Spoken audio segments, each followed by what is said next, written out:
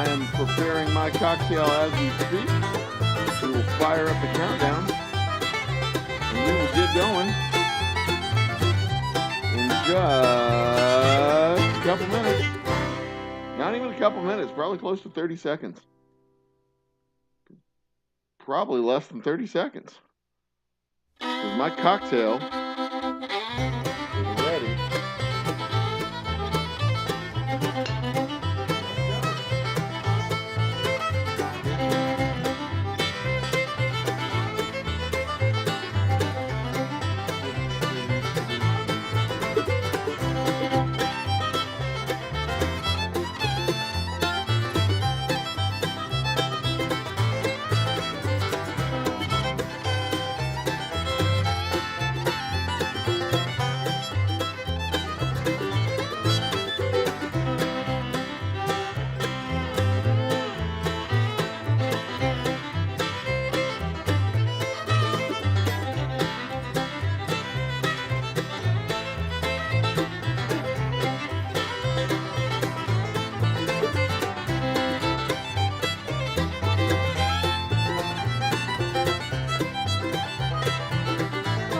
A little ordinary? Is it lacking something awesome? Well, head out to your local liquor store and pick up something extraordinary. Grab a bottle of Old Humble Straight Whiskey or Old Humble Special Reserve. They're clean, smooth, easy drinking whiskeys that taste the way whiskey should taste. From humble beginnings to an extraordinary finish, Old Humble whiskeys are what your bar needs today. Walk tall, be awesome, and drink humble. Old Humble Straight Whiskey and Old Humble Special Reserve. Get yours today. Get yours today, indeed. Ladies and gentlemen, brothers and sisters, children of all ages, I am your host, your spirit guide, your friendly neighborhood sin merchant, the Old Humble guy himself. I am the owner and proprietor of this here establishment, the Old Humble Distilling Company. I do, in fact, make the whiskey that makes the whole world sing. I make the Old Humble Distilling Company's whiskeys. I make our bourbon, our straight whiskey, and our special reserve, and our double oak rye. Thank you all for joining us on this delightful evening. We're having a little political discussion. It's not really a political discussion. It's the day after the elections, and I am on record repeatedly and constantly saying that I love Election Day. Election Day is the day that we get to exercise our civic chops and practice democracy, do the thing that we do best. And yes, we do live in a democracy. Don't be that guy. We live in a democratic republic, a constitutional republic with a democratic form of selecting our leaders. Don't say, you don't live in a democracy, we live in a republic. A republic can be a democracy. A republic can also be an authoritarian state. The republic is a way of organizing the political units within a country. It does not describe the way of selecting your leaders. Don't be that guy. But I'm also not a guy who says that you should not let fools talk. You should not silence idiots. You should let them speak. Because the more you listen to idiots speak, the more you understand how much of an idiot they are. So I'm not censoring any kind of chat today in our political adjacent discussion. But I also like money. So if you want to bray your libertarian antics at me, you got to pay me $2 a month at least for the first 30 minutes of the show. That will, of course, get you producer credits, associate producer credits, a shout out on our production screen, shout outs during the show, like this one, for example, for Mr. Jiggs and Mr. William Hall, my first two members. I do owe Mr. Jiggs a prize for being the first member. First member of the channel, and Mr. William Hall has a prize pack coming because he won the first ever sample pack drawing that I've ever done.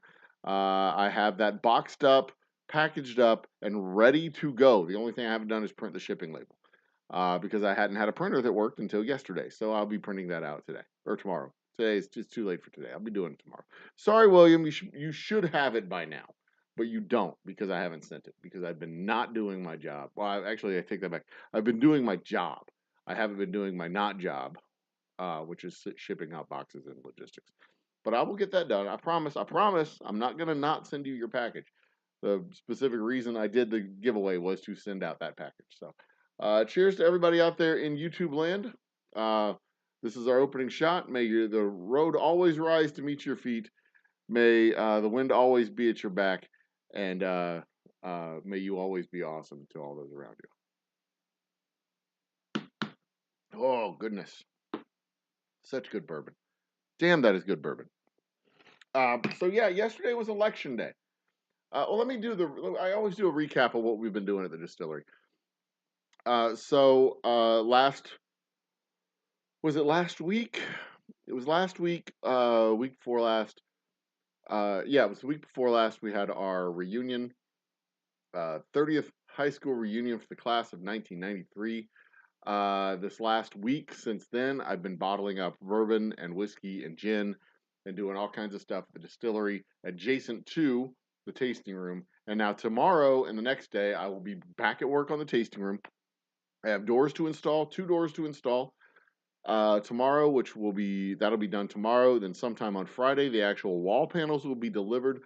And then we'll get started on actually posting those, screwing those wall panels up and actually finishing the interior of our bathroom and the interior of our tasting room, and then the interior and exterior of my office and the exterior of the tasting room. I'm less critical, I'm less worried, less rushed about doing the interior or the exterior of the tasting room because there's still some things that I need to get done. I need to run cables for the internet, which I need to do. I need to run the cables for the internet before I put up panels for the wall. I need to run a water line to the bar, and I can run the water line to the bar. Excuse me, I can run the water line to the bar after I put up the interior walls to the distillery, but I can't do it after I put the exterior wall to the tasting room because I need to have access to that wall. But we'll get that. Well, that'll all get done, put in, and set up properly. By 3 o'clock Saturday afternoon, I expect to have the walls done, and at least a portion of this is going to be on live stream. I expect to have the walls up, at least a portion of the walls up, taped, mudded, possibly not taped and mudded, but at least the tasting room envelope enclosed and sheathed in, so that it looks like an actual room. And then I'll be able to kind of gauge what the lighting will be on the inside of that. So it's going to be an exciting time. It's going to be a fun live stream. Hopefully Friday afternoon. I should be doing that live. I'll probably do the doors on my own without you guys, but I'll probably on Friday do the sheathing of the room with you guys. So you feel free to join me Friday afternoon when we do another day in the life behind the scenes of the distiller. Bum, bum, bum. So there you go. That's what we've been doing. Tasting. We had another tasting today in College Station, which is a small town just north and west of Houston, where Texas A&M is located. Charming little town. Charming little town. Beautiful little college town. Full of beautiful young college students. Always a pleasure going to a College Station. Always a pleasure going to College Station. And then tomorrow we have another tasting on the southwest side of downtown. No, the west side of downtown Houston, in the Montrose area of Houston, which will be the first time I'll have been at this store. I expect to sell between 1 and 2 cases. It's going to be a good time. It's going to be real fun. And then, well, as you know, Friday, like I said, Friday we're going to be doing the build out, and then Saturday finishing the build out. Hopefully, mostly finishing the build out on Saturday, and then,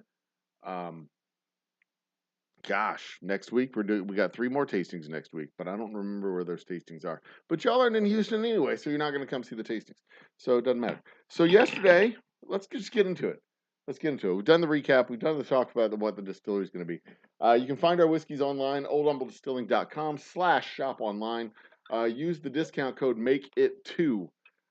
It's in the description of the show. Make it 2. You get 2 bottles shipped to you with no cost shipping, free shipping. All you got to do is pay for the bottles. I will pay the shipping for you. And that's that. Um, we open Friday nights, 5 to 9 p.m. And then Saturdays from noon to 3, noon to 4. We'll go noon to 4. Noon to 4 is a good time on Saturday. All right, let's get into it, shall we? Let's jump in both feet. We got about 20 more minutes of members only chat. So if you want to get in on chat, members only chat, this is for you. I can insert an ad whenever I want to. That's kind of dope. All right, so libertarianism is a joke. I say libertarianism is a joke because not because it's funny. I say it's a joke because because it's silly. It's funny, but it's funny in the sense that how do I explain this? It's something that should be laughed at and ridiculed, but the policies are extremely dangerous and they lead towards a very dangerous place in our country, and I can explain that in a minute. But libertarian is a joke. Libertarian policy is a joke, and this is why I say that. As soon as you start talking to a libertarian about what libertarians believe and what they mean, what they expect, you're like, what should the role of the federal government be? And they're all like, they should build roads and they should have a military and probably just have the military. You're like, okay, so that's really it then. They and then they're like, yeah, we really shouldn't even build the roads because those could be private. Okay, so you're okay with having like 6 highways right next to each other competing for drivers, going in between businesses and going in between cities, and then their dumb little philosophy immediately falls apart. The private sector or regulate what people want. People aren't going to want companies that pollute and damage and destroy. And then you just kind of wave your hand and go, really? Have you not been outside? Have you not seen buildings? Have you not seen power plants? Have you not seen factories? That's literally what they do. That's what they do now. That's what they do. That's literally what they do now, with regulation, with laws, with things that prevent them from doing. The reason we have laws, the reason we have environmental protection laws, the reason we have food safety laws, the reason we have auto safety laws, the reason we have fuel standards for cars, the reason we have all of these things is because companies don't give a shit. They do not give a small shit. They simply don't. And there's no incentive whatsoever for them to give a shit. And libertarians like to live in this make-believe world where where companies are benevolent and loving and caring, and all they want to do is take care of us in our best interests and just leave it to the people to decide what's in their best interest. And meanwhile, even today, right now, even yesterday, in yesterday's election, you had 40% of the people voting against their best interests, voting against things that are actually good for them, voting against things that are wildly popular. Jesus Christ, in the state of Texas, one of the propositions of the state of Texas was setting aside money that already exists in the budget for uh, uh, college endowment funds. Like, this is surplus money sitting around doing nothing at the federal or the state level, and 35% of the people voted against that. They're like, no, no, no, no, no. We shouldn't have higher education funds supporting public universities to establish better universities and a better university system so that we can have more universities that are better capable of educating a larger sector of our population. We shouldn't do that. We're going to vote against something that goes in our best interest. You cannot rely on masses of people to just vote and support things that are in their best interest, because you still have people today that repeatedly go against their best interest. Just ask all the fucking morons that still support the former president. They repeatedly go against their best interest. And and this is and I say libertarianism is a joke, but it's really not, because it's a very dangerous mindset and a very dangerous policy set, a very dangerous set of policy ideas and ideals, because what it ends up doing is it hollows out the bureaucracy. It reduces the amount of people who make who make the gears of government run smoothly. It grinds government down to a nub so that it doesn't have enough people to make it function properly. Then they can point at it and say, look, it doesn't function properly. And then they cut it more. And when they cut it more, it reduces the number of people who can effectively maintain the gears of power, of not power, gears of governance. And the more you you strip away those gears of governance, the more you strip away the layers and layers and layers of protection against one man coming in and screwing it all up. And when you have the opportunity for one man to come in and hollow out all that bureaucracy and thin it out even more, the gears of governance are going to be replaced by private corporations. When private corporations run your government, then you have an authoritarian figure. Even if he's an elected authoritarian figure, he's an authoritarian figure because he's not accountable to anybody else in the government, because he's already hollowed out that bureaucracy. And private companies running public services, that is the definition of fascism. And I say libertarianism is a joke because it should be ridiculed, it should be laughed at, it should be pointed at and mocked. But it's very dangerous because it leads us down the path that marries authoritarianism with capitalism. And that, my friends, is the path to fascism. So, libertarian's a joke. Libertarianism is a joke. Libertarians are a joke. They're not a governing party. They should be kept far away. It's not a governing philosophy. It's not a governing ideology. They should be kept as far away from the halls of power as possible. Looks like I lost a subscriber. Went from 2520 down to 2510. 2519 is probably where it's at, because it was at 2520. Yep, 2519. That's what it says.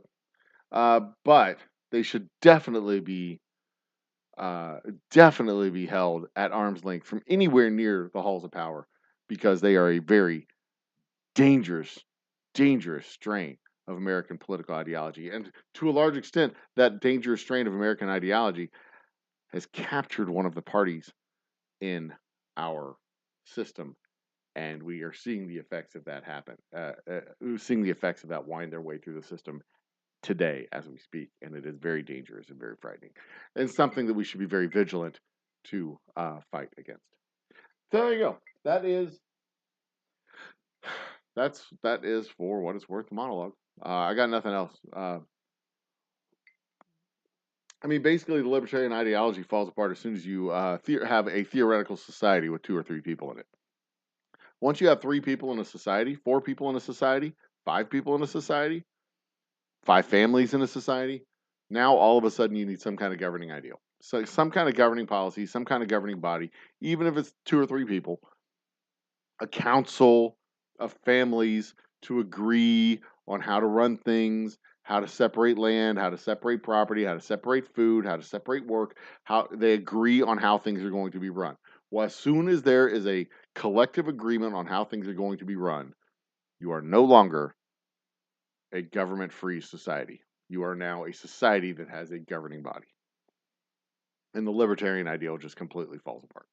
As soon as you have 3 people, 2 people, as soon as you have 2 people, if you live by yourself, there's no such thing as good and evil. There's no such thing as bad or good or moral or immoral or anything like that. If you live by yourself, there's simply self-preservation.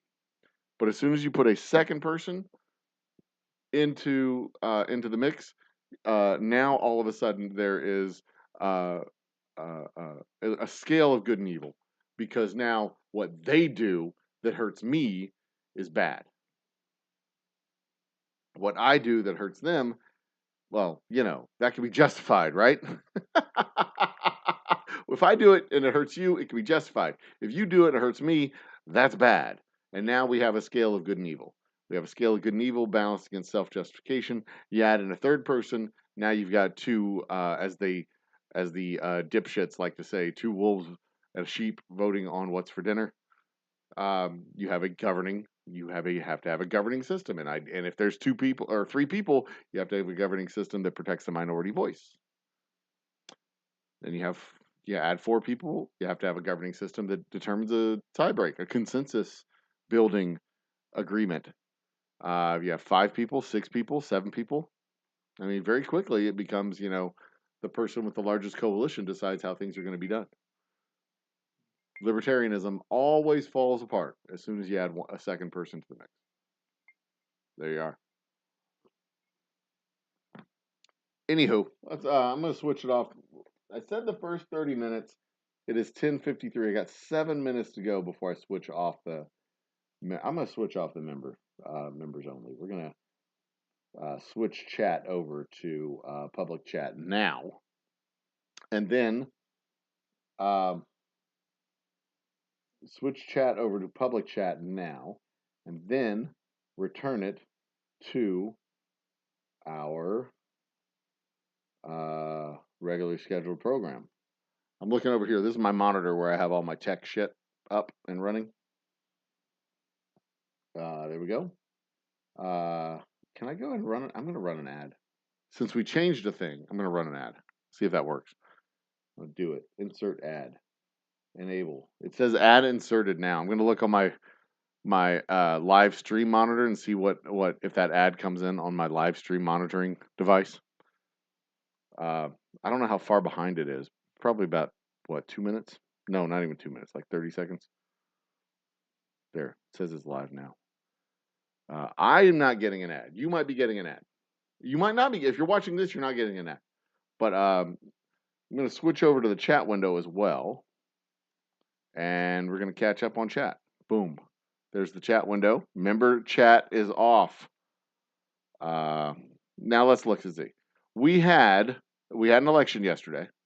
Yesterday's election in the state of Texas was a state amendments election. So the state amendment, can I view that message even if it was retracted? No, I can't. Okay. I was curious. It doesn't matter. Our election. Okay, so the state of Texas is historically anti-democracy. That's a harsh way of saying it. It has been anti-government. What is the best way to describe the governance of the state of Texas? It has not been, historically speaking, it has been intended to be a non-participative governance. Our Congress our state Congress only convenes once every 2 years, and even then only for, I think, 80 days. No, 140 days. Once every 2 years and only for 140 days. The governor can call special sessions after special session after special session to have specific agenda items put through by Congress, and he can keep calling them back and keep calling them back and keep calling them back and make them work to pass the bills that he wants to have passed so he can sign them. But the Congress does not have to pass them, and then it becomes this game of chicken. Our congressmen in the state of Texas are part-timers. They only work once every 2 years. They campaign, but they only work once every 2 years. Taking my shoes off, my boots. They are not full-time employees. Their elections are famously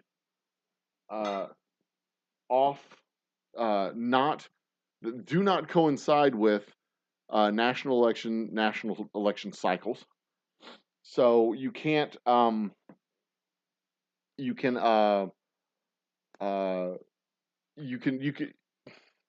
what am I trying to say? The government in the state of Texas is designed, especially the legislature in the state of Texas, is designed to be weak. The governor has a lot more power in the state of Texas than in other states because our Congress is so weak.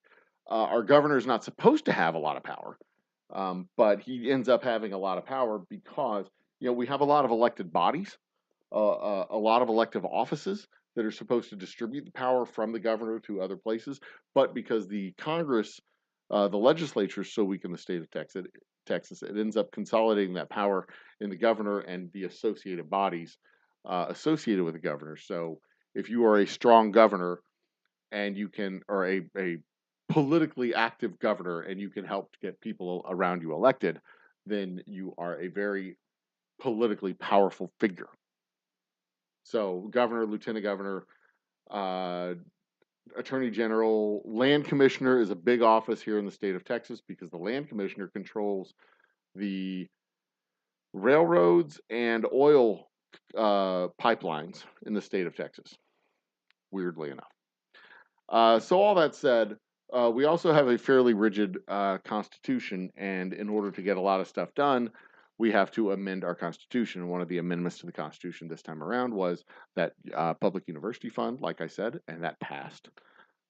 We expected it to pass. We also had another one where we were voting whether or not the El Paso County could forego electing a county treasurer, because it says in our constitution that certain elected offices have to be maintained in counties.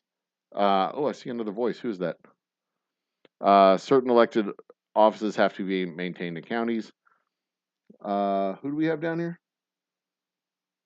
Commandante Lou. Cheers.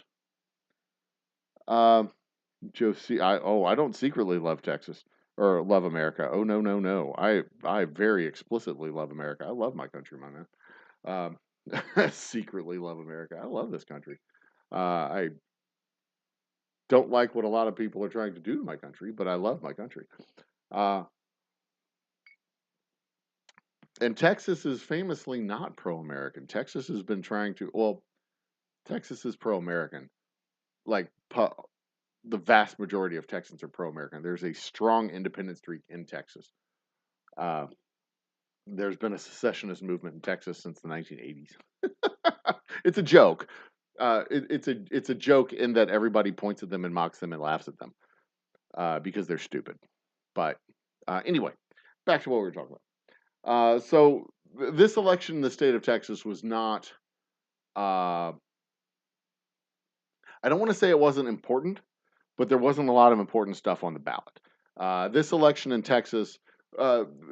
Texas is not a referendum state. Citizens can't petition to have a referendum put on the ballot like they can in Ohio or California.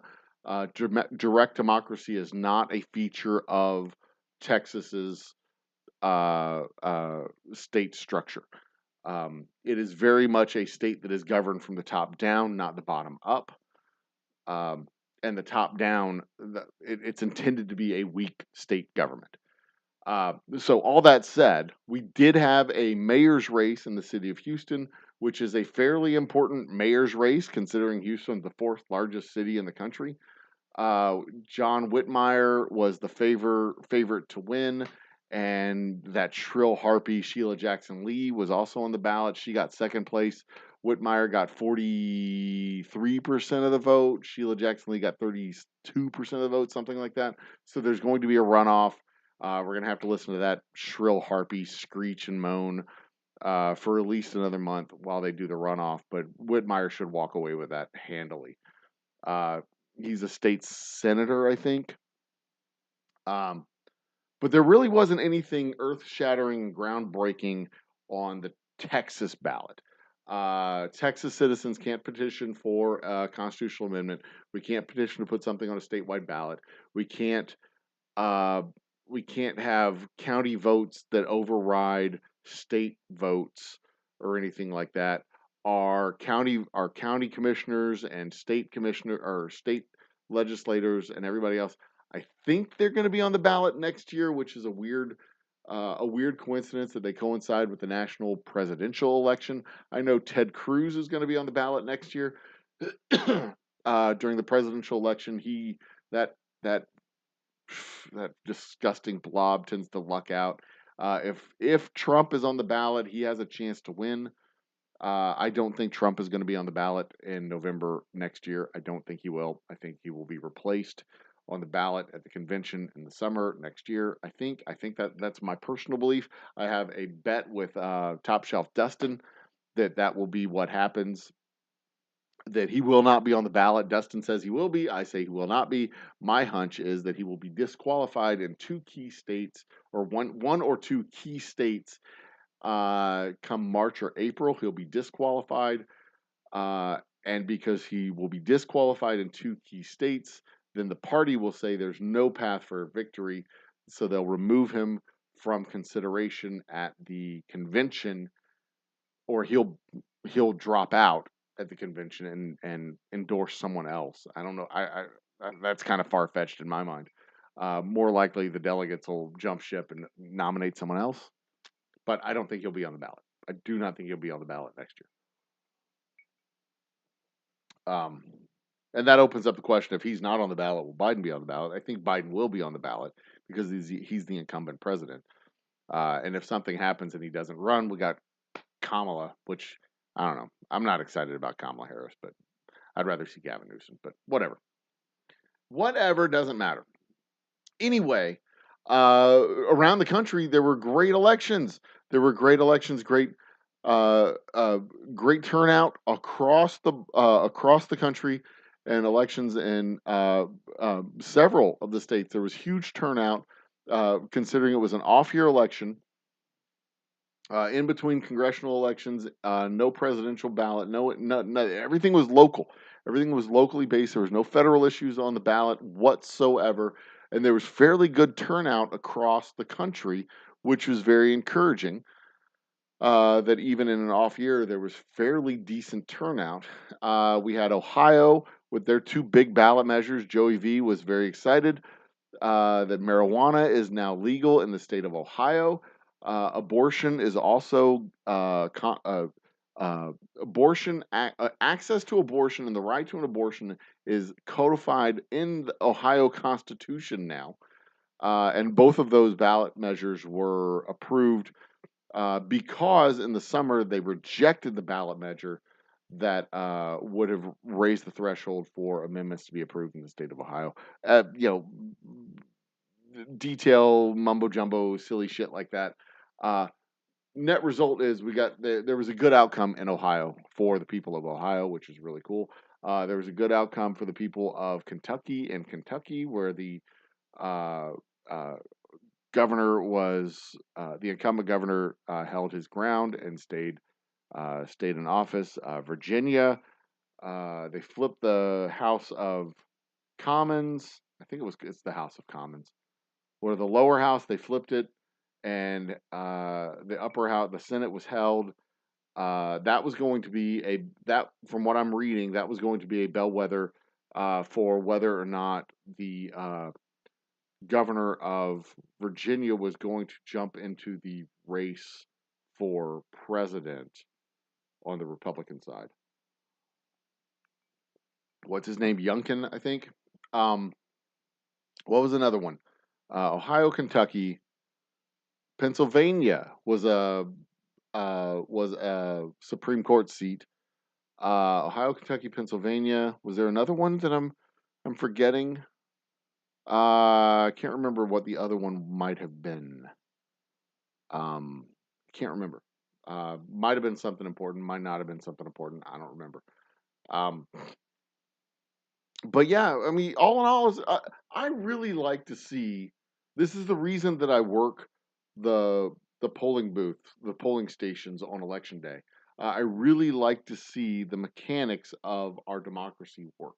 I really like to see the stuff behind the scenes. I like to see the methodology, the systems for counting the ballots, for recording the ballots, for casting the ballots, for collecting the ballots, for turning the ballots in. It reassures me that the systems are secure. Here in the state of Texas, you have a paper ballot that prints. It's an electric box.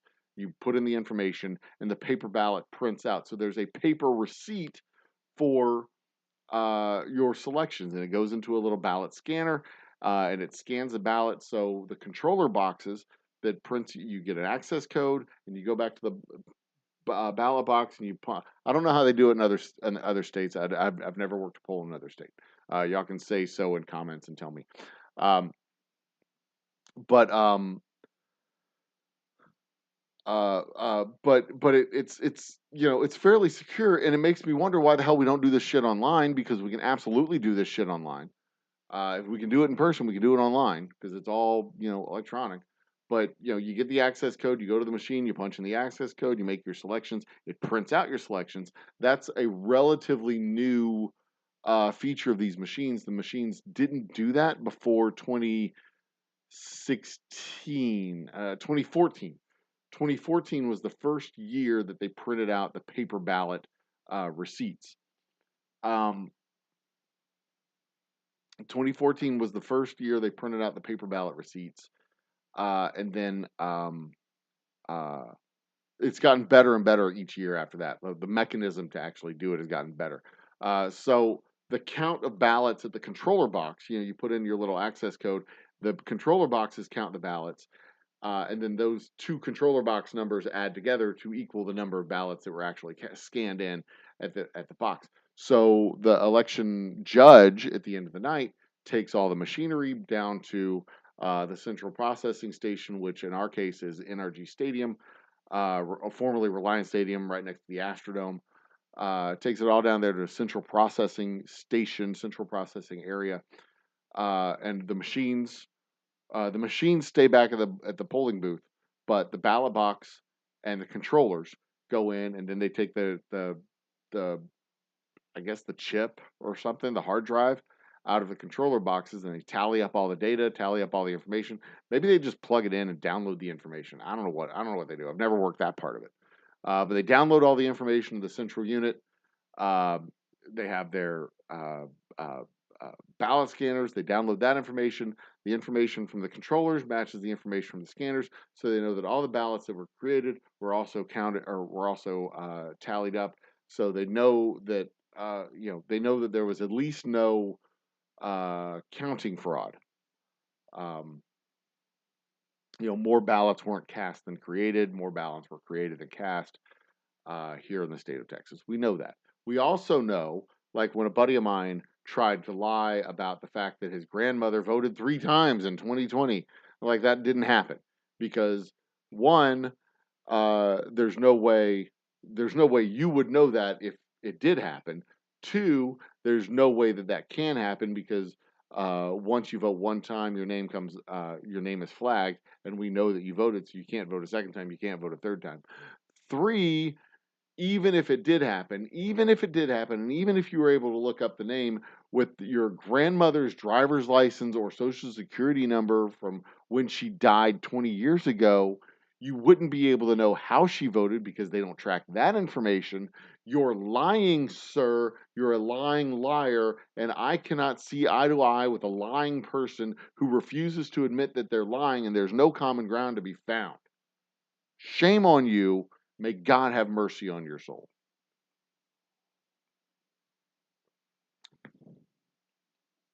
Guess who he supported? Anyway,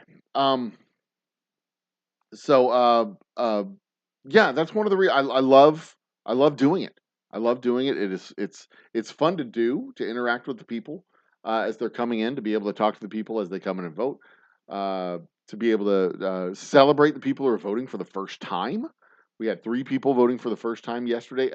My polling station only had like 110 people come through in 12 hours. It was a very slow day for our polling station. Other polling stations were much more busy. We were kind of in a suburb. It was kind of quiet. But we had a nice steady pace of about 18 people every 2 hours, give or take, 2.5 hours, 14 to 18 people. It was fairly steady. It was slow and boring, but it was fairly steady. But we had 3 people out of those 109 that were first-time voters.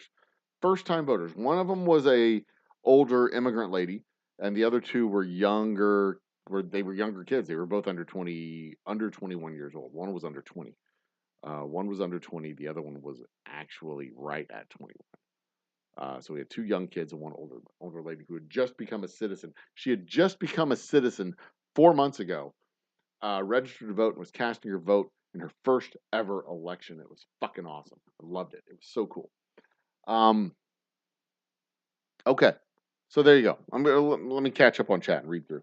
Where are we at? How far behind am I? Forever behind. Okay. You love election day too. Thank you. You live in the best place in America with the greatest election laws ever.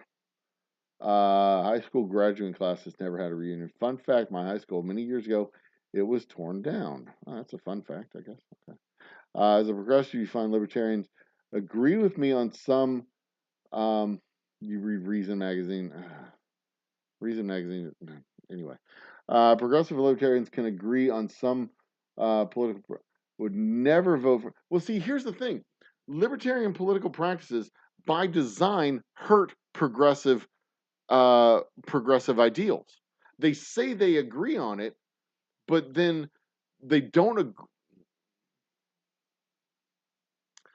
Okay, agreeing on the idea, like all people should be treated equally, right?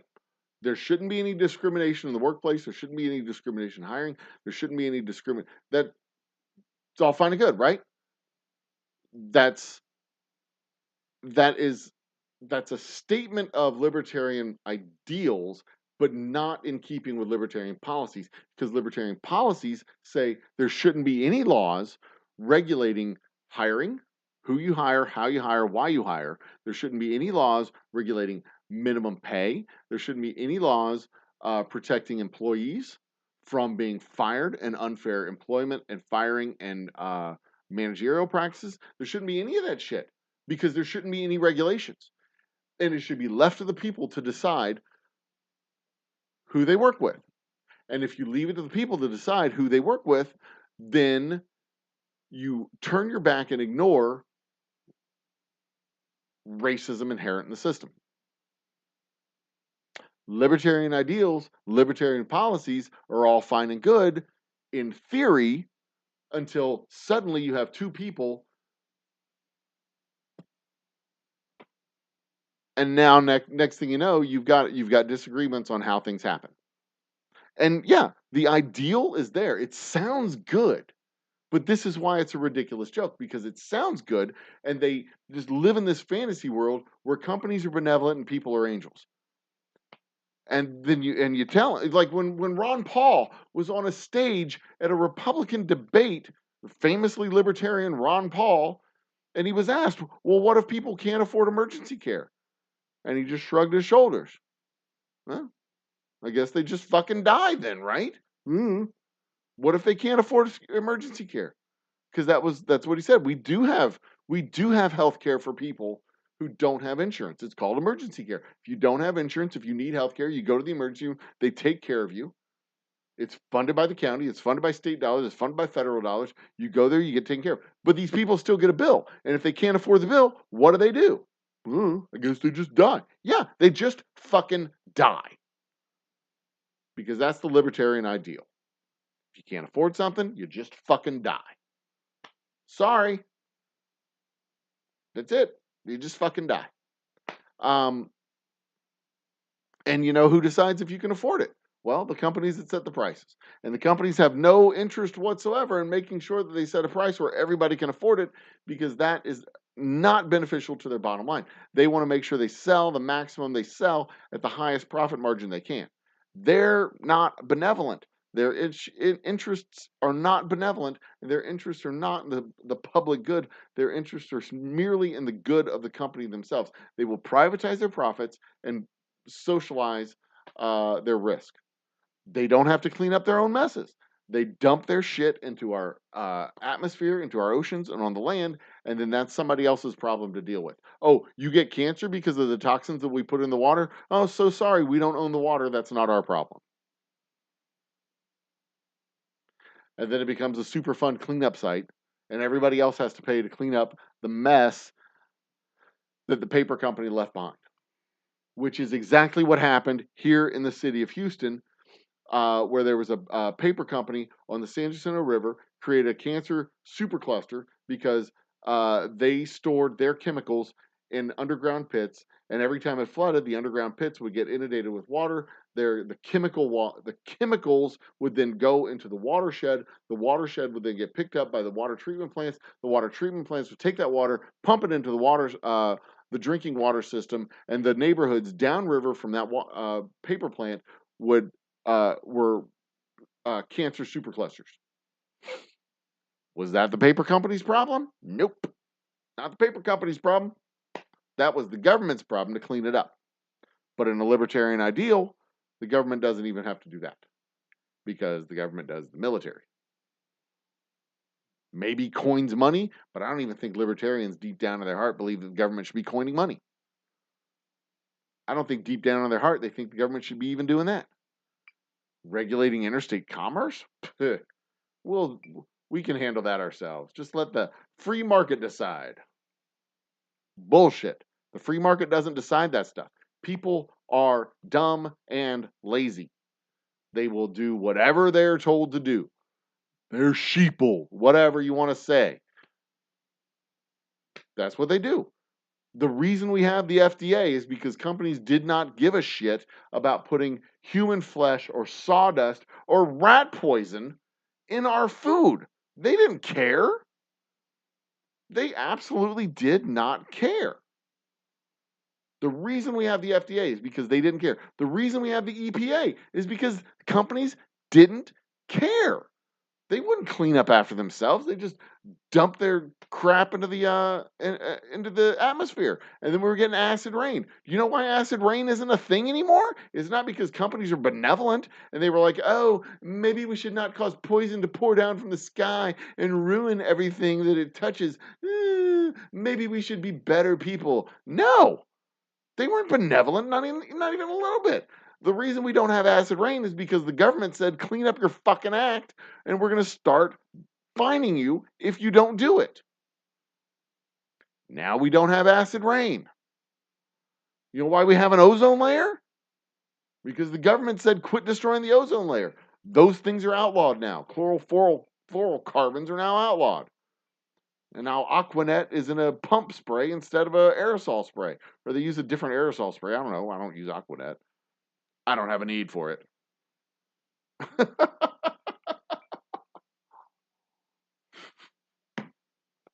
Anyway, progressives and libertarians agree in principle on things. Like, people shouldn't be murdered because of their color of their skin. Progressives say that's where government steps in and stops it. Libertarians just shrug their shoulders and go, "Well, I hope it works out. We can hope, right? Thoughts and prayers. I wish somebody could do something about it." It's a heart problem, it's not a lynching problem, it's a heart problem. We need to get better hearts in people so that we'll have fewer lynchings. Progressives are like, fuck that. Let's round up the people who do the lynchings and put them on trial. Make an example out of these motherfuckers.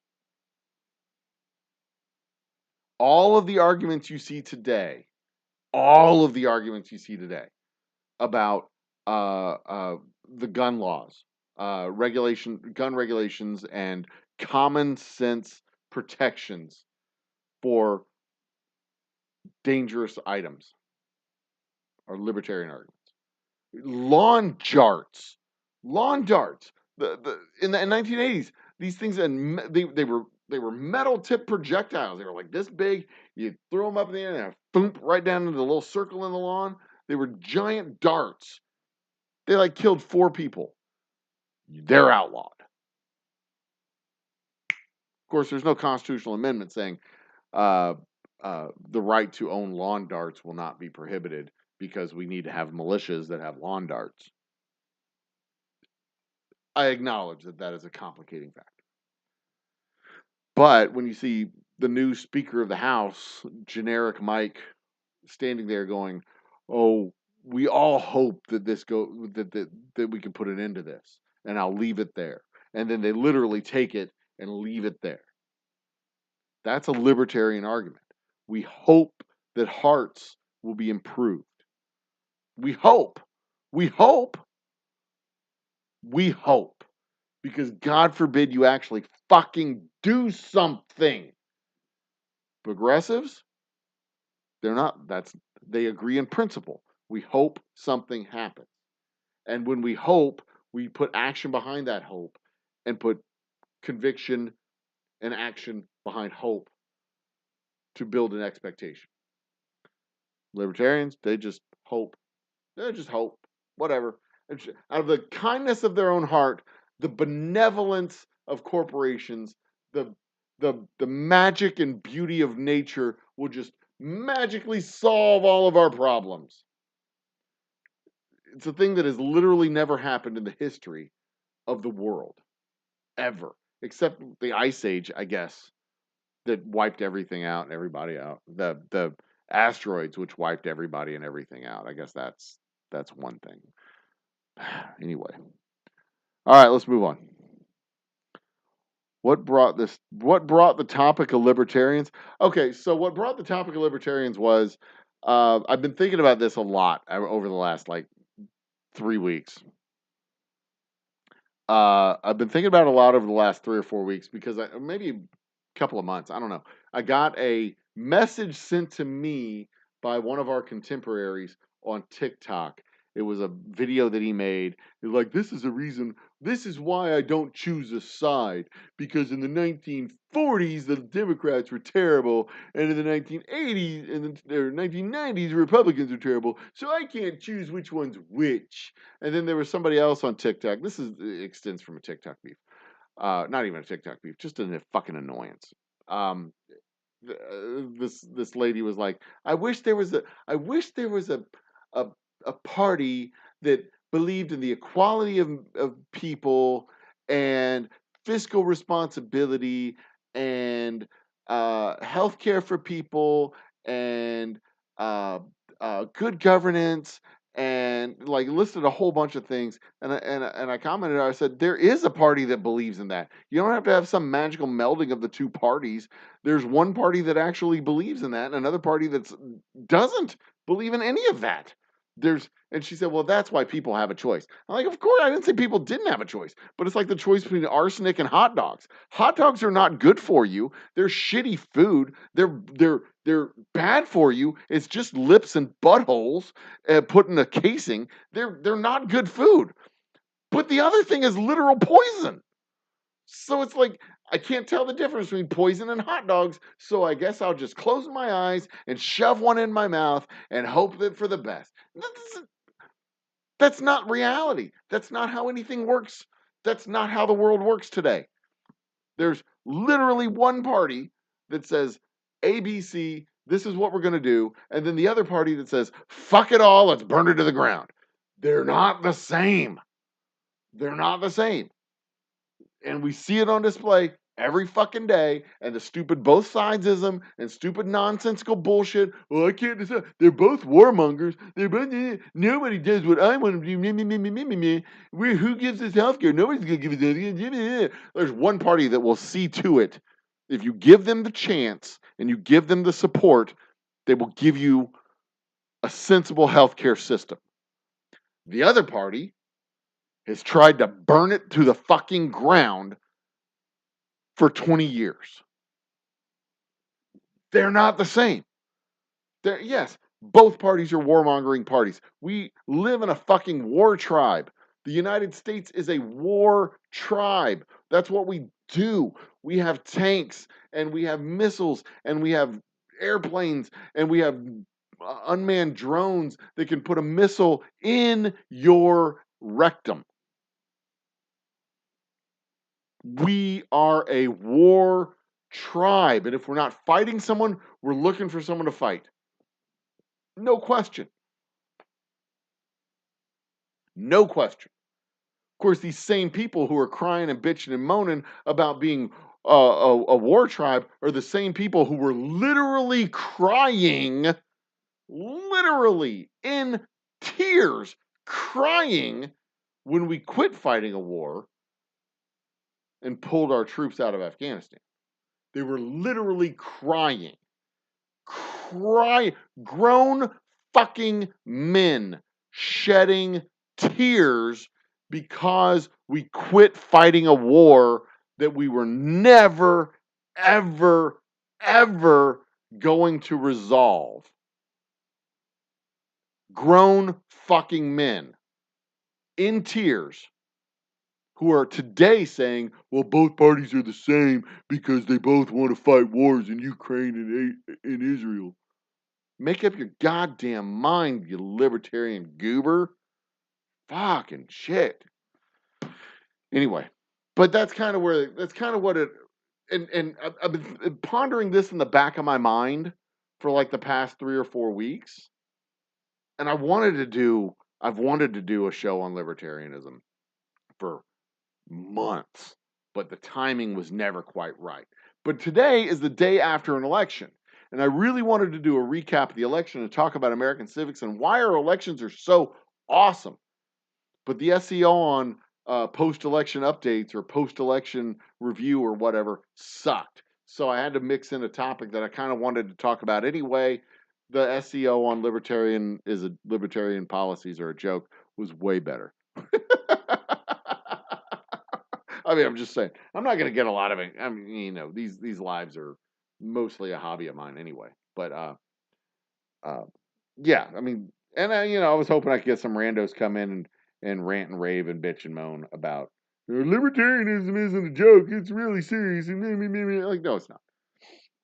The Libertarian Party is not a governing party. It's not a serious party. They're not serious about winning elections. They're not serious about putting uh, uh, uh, names on ballots. They're not serious about winning congressional seats. They're not serious about winning Senate seats. If they were serious about being a governing party, they would have a name in every district, on every ballot, in every state, and be actually trying to win seats in Congress. But they're not doing that because they're not a serious governing party. Because they're not a governing party, they're a bunch of whiny little bitches.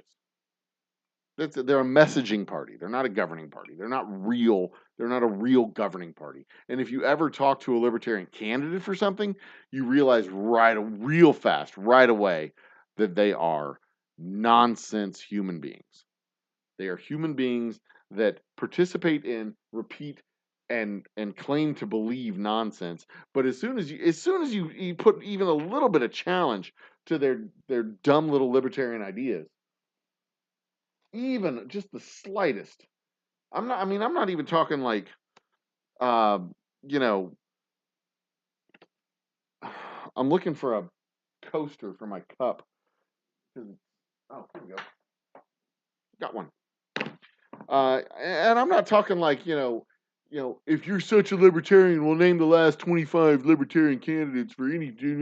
No, I'm not even talking about that. I'm just like talking about who determines the equitable separation or the equitable division of property in a dispute. You got to have a court. Who appoints the judges? If that's not the role of a government, then what is? And if you don't want a government, then you don't have a court. If you don't have a court, who determines the equitable division of property after a dispute? Who determines the equitable compensation for damages? Who determines that? The person with the most guns? The person with the biggest gang? Well, guess what? You run a gang, you're the government.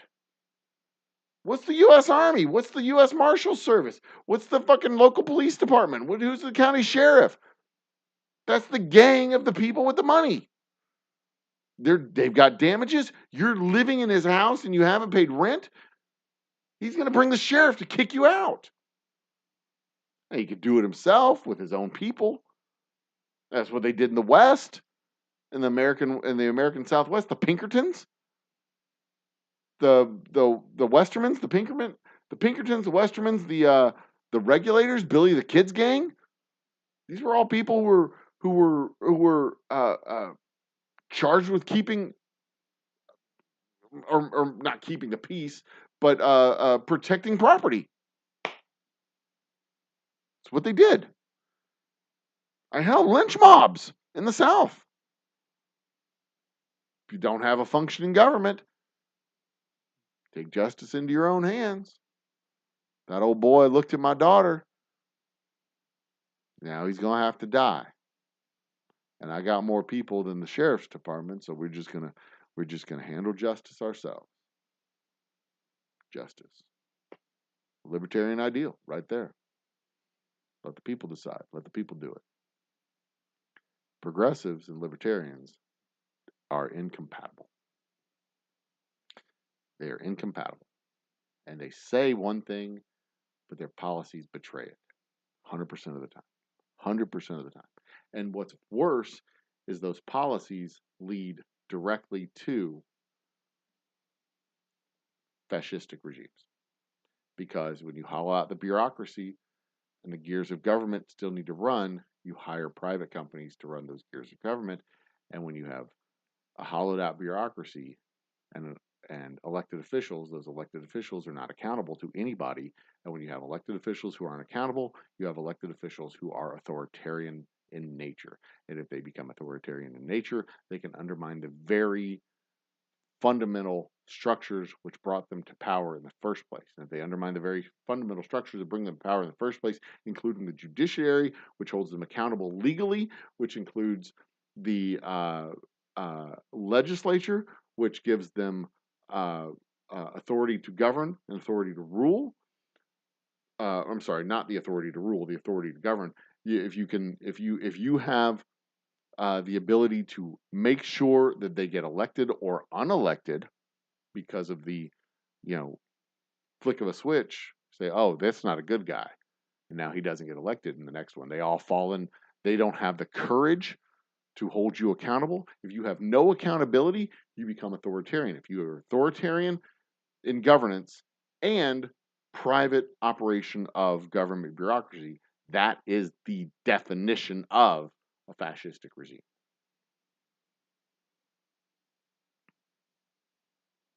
Libertarian policies lead to fascism. There you go. You can argue it all you want, but the path is there. Socialism does not lead to communism in a capitalist society.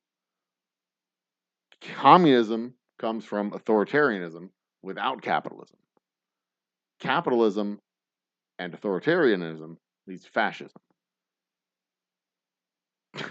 I mean, there you go.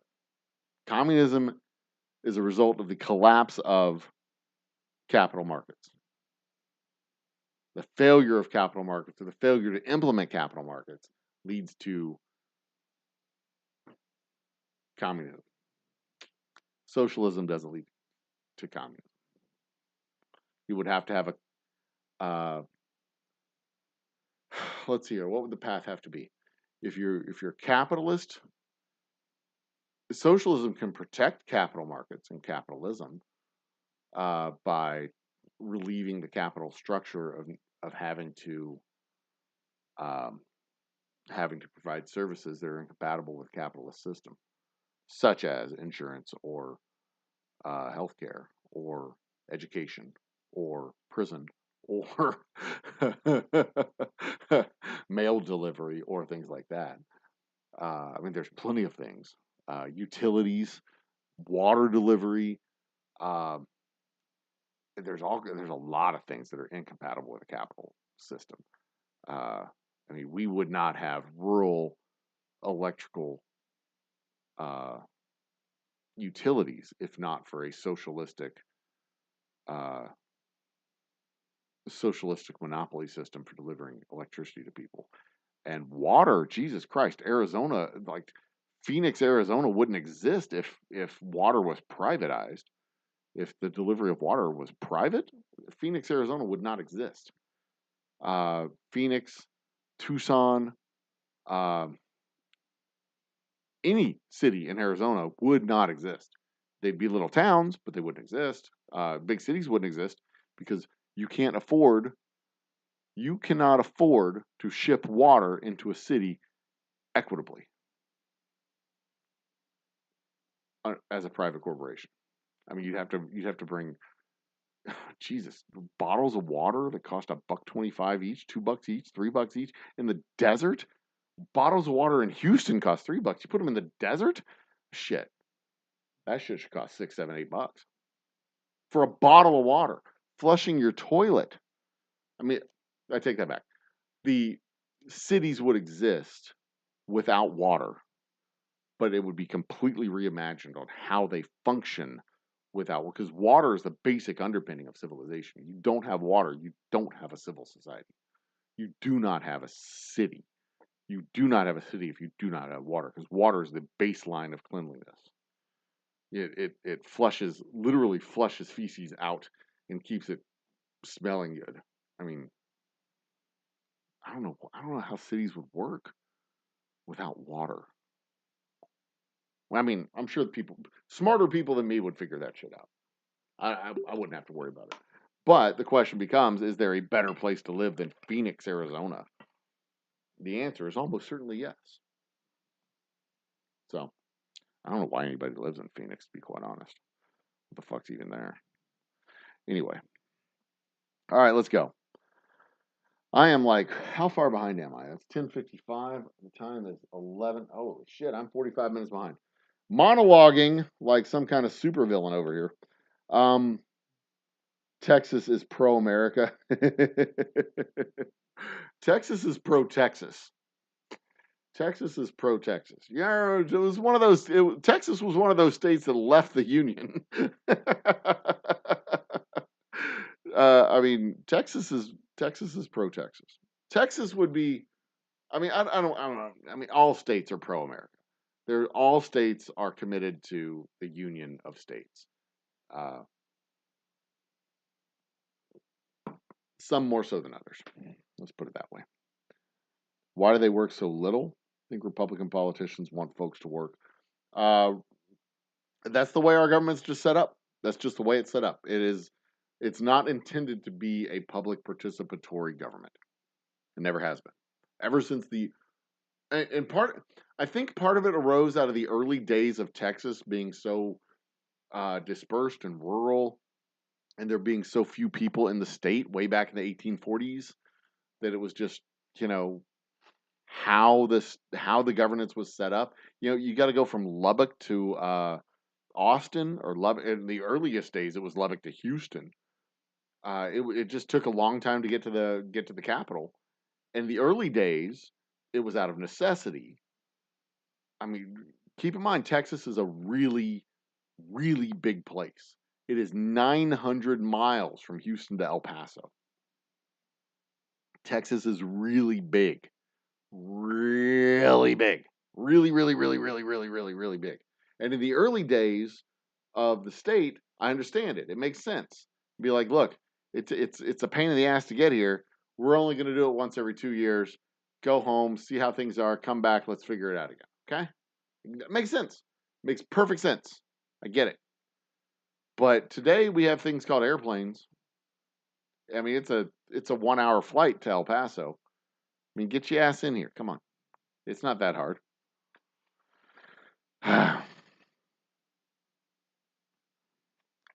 Anywho, 4-day work. I would love a 4-day work week. Actually, I work like 8 days, so I think government. There, see, that is a perfectly libertarian point of view. I want government to work. John Boehner said it, and the fewer laws we pass, the better. That is a very libertarian point of view. The fewer laws we pass, the better. The less government works, the better we are. And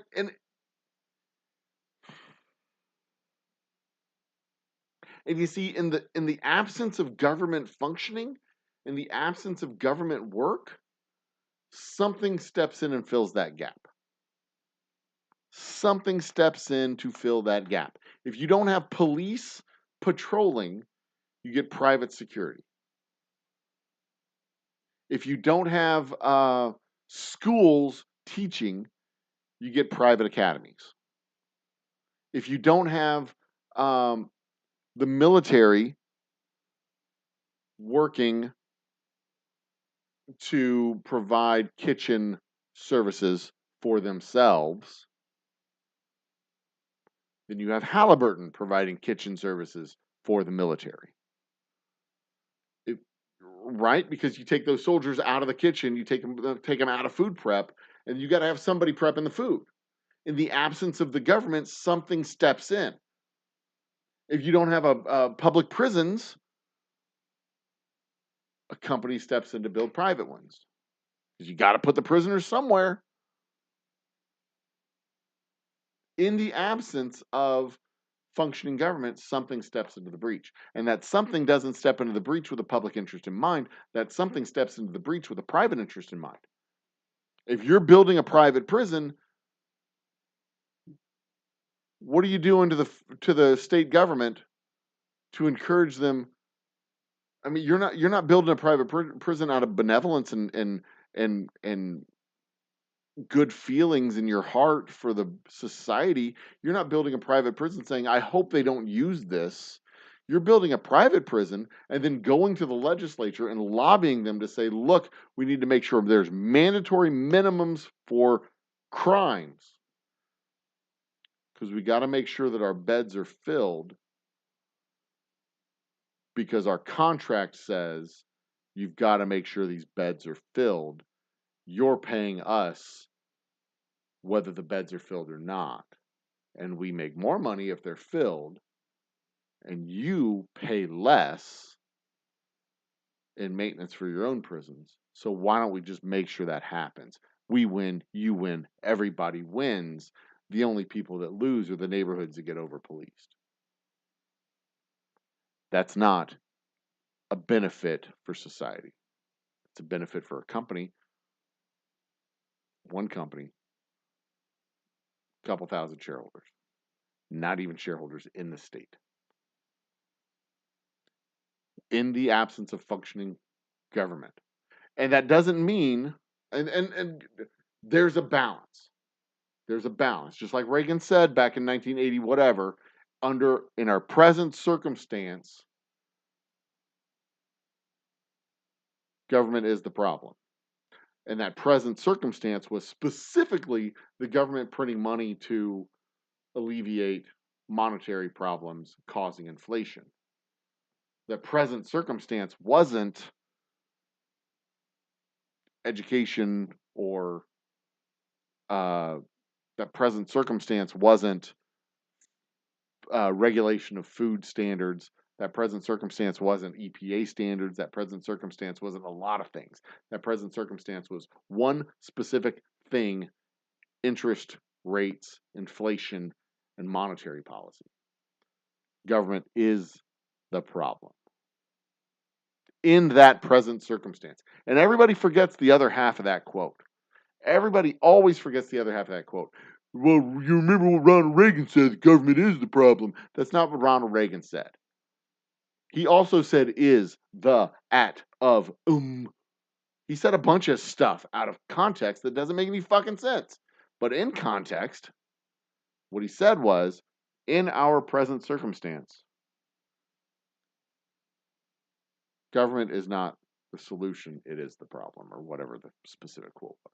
In our present circumstance. And that's a very important qualifier to that sentence because it changes what he says from government is the problem to in our present circumstance, because in our present circumstance does not apply to 2023. Because in 2023, a lack of regulation is a serious problem across scores of industries. Like, we don't have enough government in scores of industries. In some places, we have too much. In other places, we don't have nearly enough. And it's a problem. There's a lot of companies that should be regulated like utilities, that their mandate should be, absolutely 100% should be, to extend their services to every single citizen of the United States.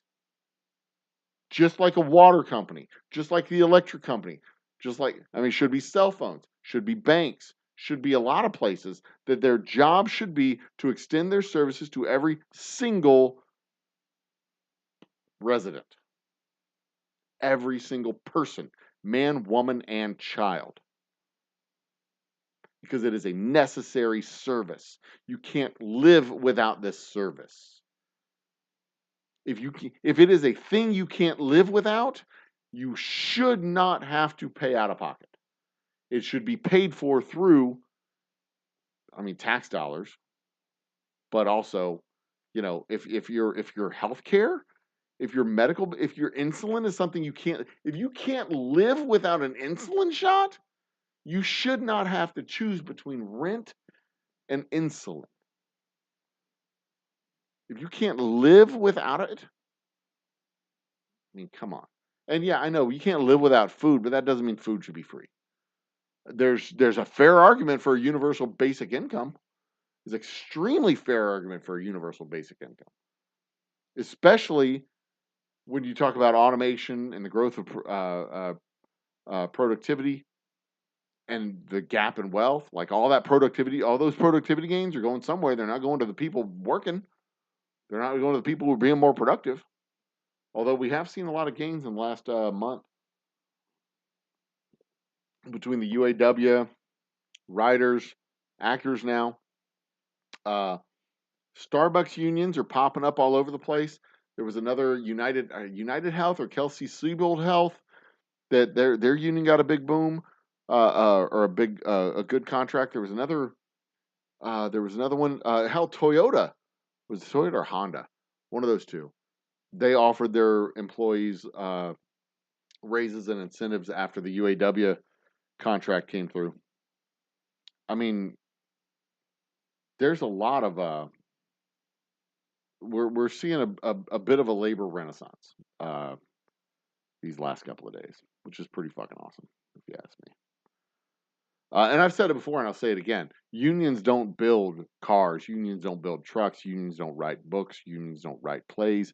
Unions don't act. Unions don't teach. Unions don't do any of that shit.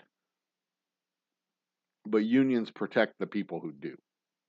And that's extremely important. Unions protect those people, and unions make sure that the companies that hire those people equitably share in the revenues and profits that those people generate. And that's important. But yeah, no, unions don't throw footballs. Unions don't do the union business, the organization itself doesn't do much. All right. Where is Dustin's in the party? Cheers, Dustin. Where is there it is. My marker's right there. All right. It is 11 o'clock in chat. It is 11. Oh, Christ. I am 15 minutes behind in chat. This is a great night. I love being this far behind. Plus, Sunflowers, I figured this would generate a lot of chat, and it did. I might turn back on member chat to make people have to pay me. Because I like money. By the way, memberships, $2 a month gets you a super fan membership, access to all the member stuff. You get the special emojis and all that shit. You get producer shout outs on our production screen and during the show, like William Hall and Mr. Jiggs. Thank you for being members. You also get access to member-only chats and member-only perks like taste-alongs, sip-alongs, members-only shows. You get to see the shows as we make them when we start doing shows from the tasting room at the Old Humble Distilling Company, which should be ready to go next week. I'm very excited about that. The next tier up, the Wildcats, y'all will actually get invitations to be on member-only shows. We start doing member-only shows, member-only forums, member-only chat forums, and you folks will also get samples when we do sip-alongs and taste-alongs. Y'all will get the samples, and then you'll, of course, be invited up on the forum to tell me what you think as you're drinking it. And then there's the Wildcatters, or not the Wildcatters, the Roughnecks, who will actually get the opportunity. That's like $25 a month. Y'all get a chance to name the studio for a month. So it could be the Pee Pee Poo Poo Studio, if that's what you want to call it. I hope you don't, but you can. Absolutely. 100%. Okay. Anyway, on with the show. Where are we at? We disagree. Respect your thoughts. Texans need to change the law to get the ballot on initiative. Yeah, that's not a law. That's a constitutional amendment. The Constitution would have to be changed to allow initiatives, citizen initiatives, to be on the ballots. And the only way the Constitution gets changed is if the legislature decides to put the amendment onto the ballot, and the legislature isn't going to give up that power. Never going to happen. Because here's the thing: the legislature, when they want an amendment passed, they will craft the amendment in a way so that you don't know what you're voting for. There has literally been an amendment, a ballot measure to vote for, where the language on the ballot read, a vote,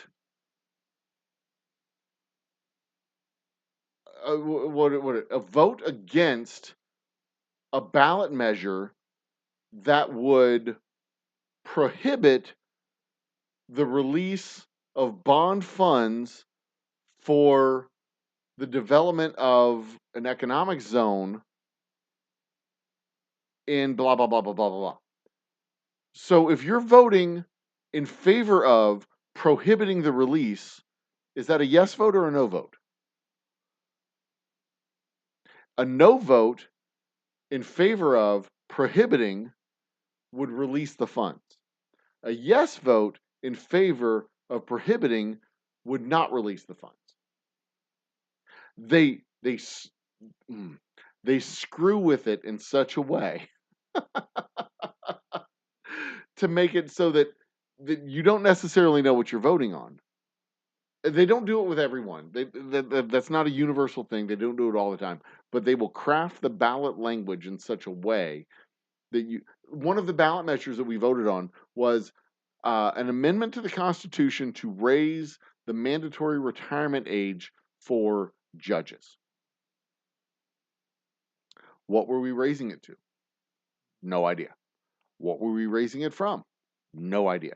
Is there a mandatory retirement age? We don't know. It didn't say. Like, none of that information was present. None of that information was available on the ballot. You had, if you wanted to know what that was, you would have had to have looked it up prior to and read about it and tried to find out what the details were prior to. But you absolutely could not show up on election day, look at the language on the ballot, and know what you're voting for. That's not what they wanted to do. And when I voted for that, I voted against raising the age. I don't think we should have older judges. But I was thinking to myself, it would be more like something that would be more effective. Lower the maximum age that you're allowed to vote. Like, we have a minimum age. They should impose a maximum age. So, like, look, you can vote up until age 70. Above age 70, you can't vote anymore. Fuck you guys. You're done. You cannot vote over age 70. If you are 70 or older, you cannot vote. That would get the old judges off the bench. That would get the old congressmen off the bench, out of Congress. That would get old governors out of the governor's office. That would get old people out of governance entirely. If you cap the age, it's 70 of voting. You cap the voting age. Like, we got a voting minimum. Below 18, you're not competent to vote. You're not allowed to vote. If you're under 18, you're just a kid. We don't trust your judgment. What about these fucking boomers who are 75 years old, 85 years old, 103 years old? They can't fucking talk. They can't walk. They're shuffling in on their goddamn walkers. They've got their brains are Swiss cheese from all the lead paint and lead oxidized ozone particles in the air that they breathe for the first 40 years of their life. They're shuffling in there. They don't know who they are. They don't know where they are. They don't know what they're voting on. They're just like, they're reading from a little list that their kids wrote. Vote for this. Vote for this. Where's my lemon slushy? I don't want to go here. They fucking all get out of here. You don't know what you're doing. You don't know what you're voting for. You don't know where you're at. You don't even know your fucking name. Get out of here. Damn, coming to the fucking polling booth talking about unseating the Kaiser. Get our boys up to fucking mess with the goddamn Kaiser going across and messing with France. Rally up the troops. Hoover's gonna have to fuck with everything. We're gonna like, dude, seriously. cap the voting age. Cap it. 65. You're retired. Go. Travel. Quit coming home to vote. Get out of here. Get in your damn Windstream and go. Go travel. Go see the world. Go to one of those places where you feel comfortable. You old coot. Get out of here. Quit fucking up our future. Goddamn global warming. Can't have these fucking kids walking around with their parkas on. We're gonna make sure they're swimming to school. Why are they even going to school anyway? Goddamn kids got fields to plow and mines to dig. Fuck you. God, leave us alone. Back in my day, all we had to do was light a candle and we could read for hours. You only had 8 books. Lay off. God, of course all you did was read. Books were brand new when you were a kid. Great grandpa. You only read the one book because it was brand new. It was all you had. Ugh. And then the magic works. Elections are safe, secure. Trump fight tooth and nail to become oh, he absolutely will. I absolutely think 100%. He's going to fight tooth and nail because his path to staying out of jail is becoming president so that he can pardon himself. That is his path to staying out of jail. I do not think he will succeed. At the very least, he will be convicted, or the writing will be on the wall that he will be convicted of a federal felony, and at the last minute he'll come down with a plea deal where he pleads guilty to some minor thing, agrees to stay out of politics, stay off the ballots, and he'll dodge actual jail time. I do not see an end game with this of him actually remaining as a political figure. I just don't see it. I don't see how the CIA can let that guy walk around in the public. He fucking talked about our nuclear subs, where they're at, and how many warheads they have on them to some dude from Australia who went and told everybody else. Went to the media. Like, oh, yeah, there's like 83. Like, dude.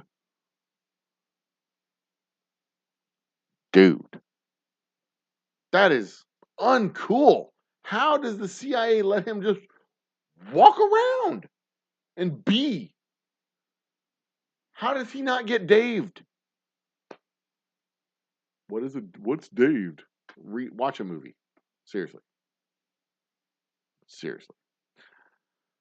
And I do not know how the mayor of Uvalde continues to get elected. That guy is, I mean, he's got, talk about people walking around among the public. How the fuck does that guy continue? You got a town full of people that despise him. His margin of victory the last time he was elected was like 14 votes. How on earth?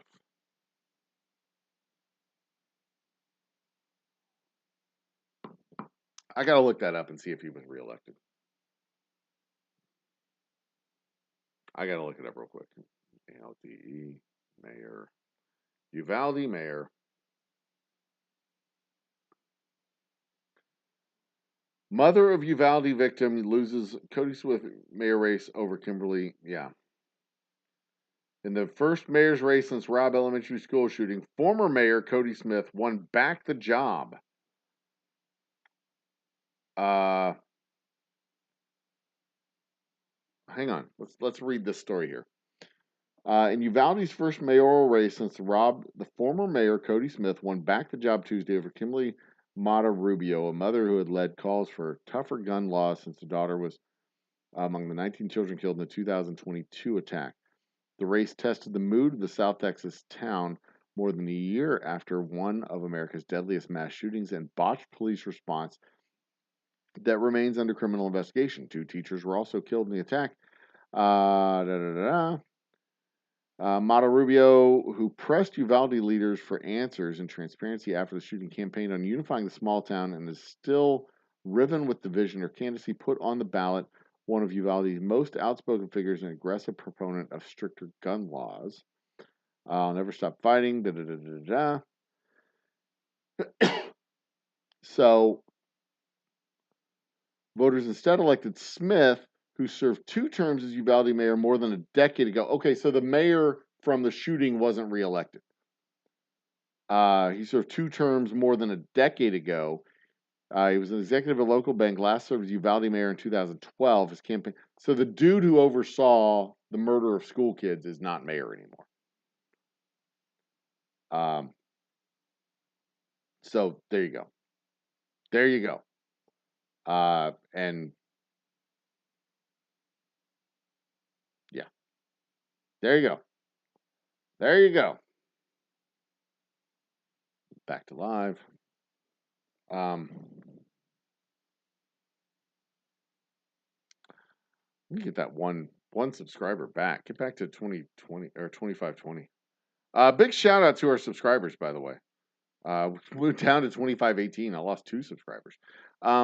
Big shout out to our new subscribers. We were down at 2480 last week, I believe, and we're up above 25 now. So cheers to our new subscribers. A rousing discussion tonight. This is fun. Putin, way to go. Ohio, Virginia said goodbye to more Republicans.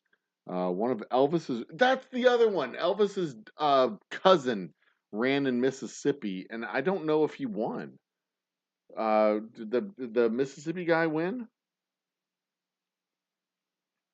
Mississippi governor. Did the incumbent win? Tate Reeves. The results. Tate Reeves won. Okay. What a fucking name, Tate. Hi, my name's Tate. Dork. Why are progressive ideals great? Why are they optimal? They're not always optimal. Sometimes they're not. They're not always optimal. But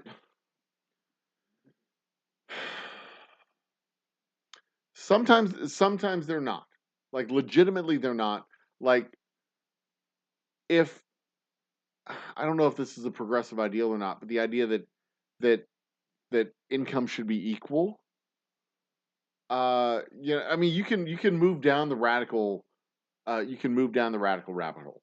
You can talk about I mean like baseline stuff. Everybody should have health care. Now you can talk about whether everybody should have a basic minimum income. I don't know if there's an argument to be made for universal basic income. But there's also arguments against universal basic income. Arguments for I mean, Jesus, what fucking progressive ideals?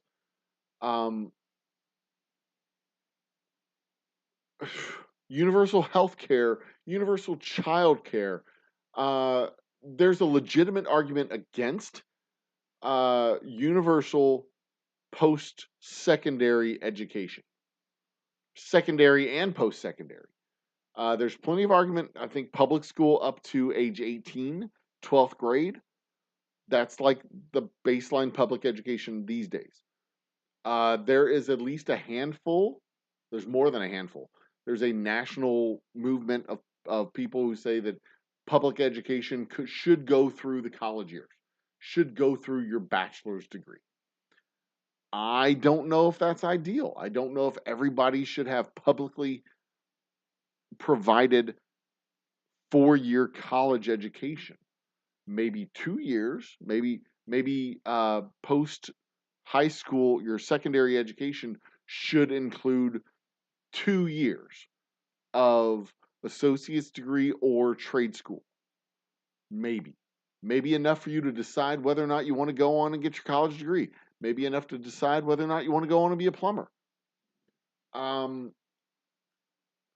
The progressive ideal that college debt should be settled. That's debatable. That's a fair debate. And there's a lot of argument against that.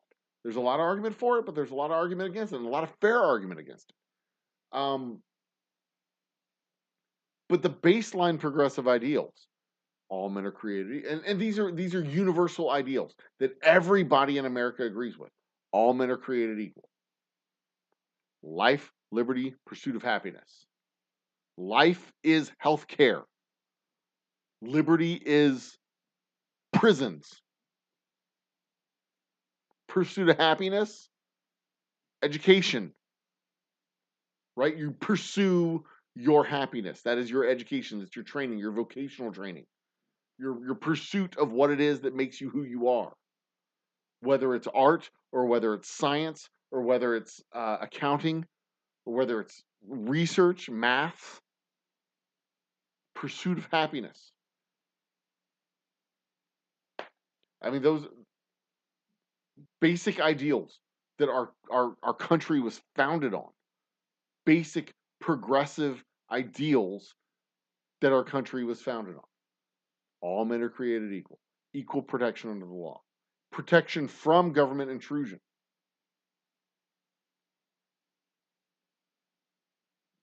Why are they so great? Because that's what this this country was founded on. This country wasn't founded on just let people do whatever the fuck they want. This country was founded on these are basic ideals that everybody agrees to, and in order to preserve those ideals, we establish a government. That's what this country was founded on. That's how we became the United States.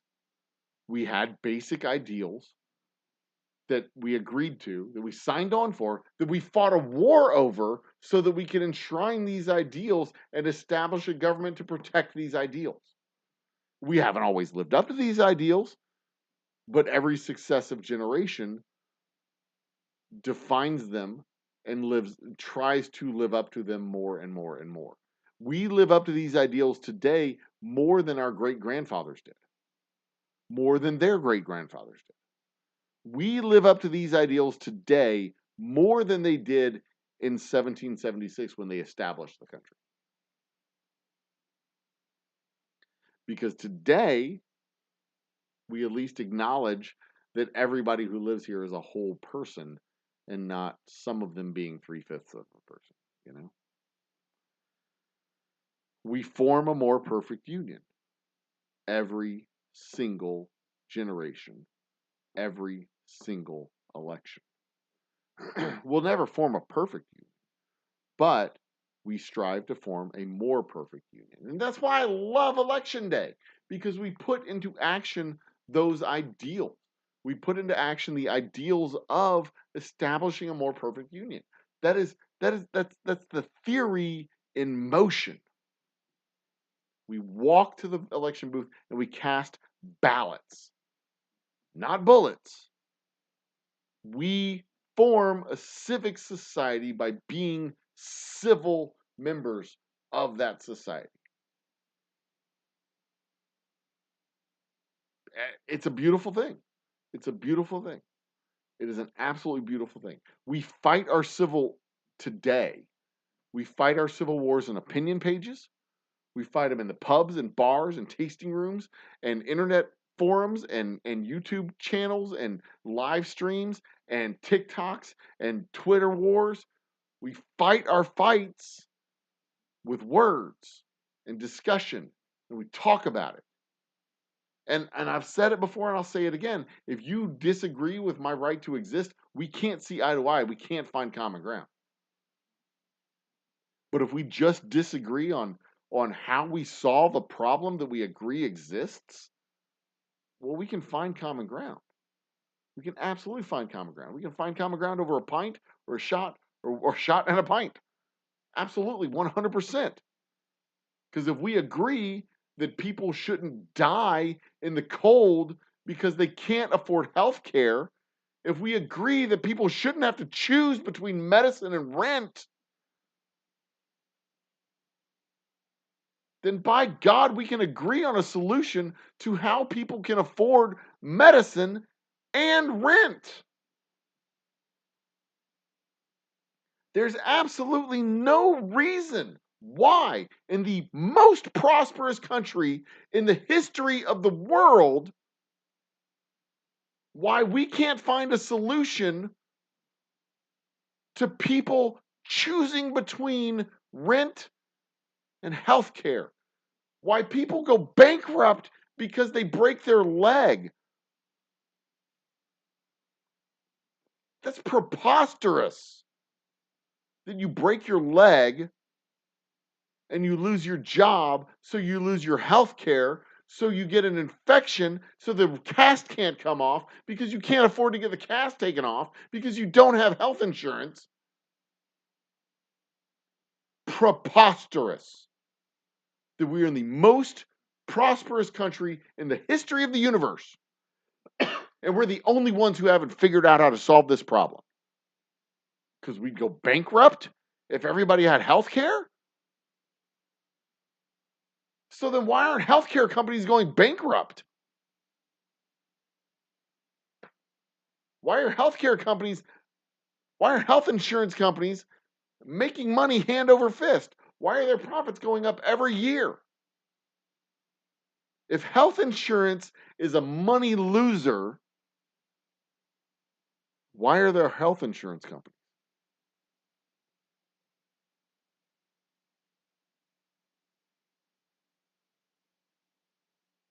Got to ask yourself that question. Well, we'll go bankrupt if we provide health insurance to everybody. The country can't afford to provide health insurance to everybody. Yuck. Then why the fuck are health insurance companies providing health insurance?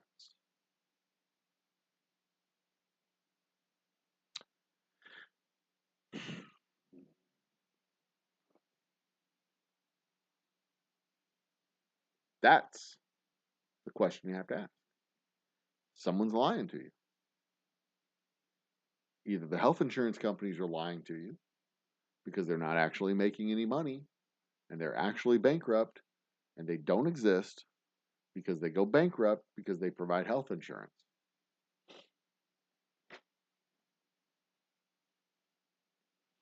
Or providing health insurance doesn't bankrupt entities that provide health insurance. I mean, England isn't bankrupt. Finland isn't bankrupt. France isn't bankrupt. Honduras isn't bankrupt. Cuba isn't bankrupt. Brazil isn't bankrupt. France, Spain, Portugal, Italy, Austria, Hungary, Poland, Czech Republic, Slovakian Republic, Bosnia, Herzegovina. I mean, I can go down the whole fucking list of countries that aren't bankrupt and yet manage to provide health insurance to every single one of their citizens. Someone's lying to you. And if you repeat it, knowing that someone's lying to you, if you don't know they're lying and you just repeat it because you didn't think about it, that's forgivable because it's just ignorance. But if you know that it's not true and you repeat it, then you're repeating a lie that you know is a lie, and that makes you a liar. Don't repeat lies. Don't be a liar. Think about it. Just think about the logic of what they're telling you. If we provide health insurance to every single one of our residents, we will go bankrupt. Yet,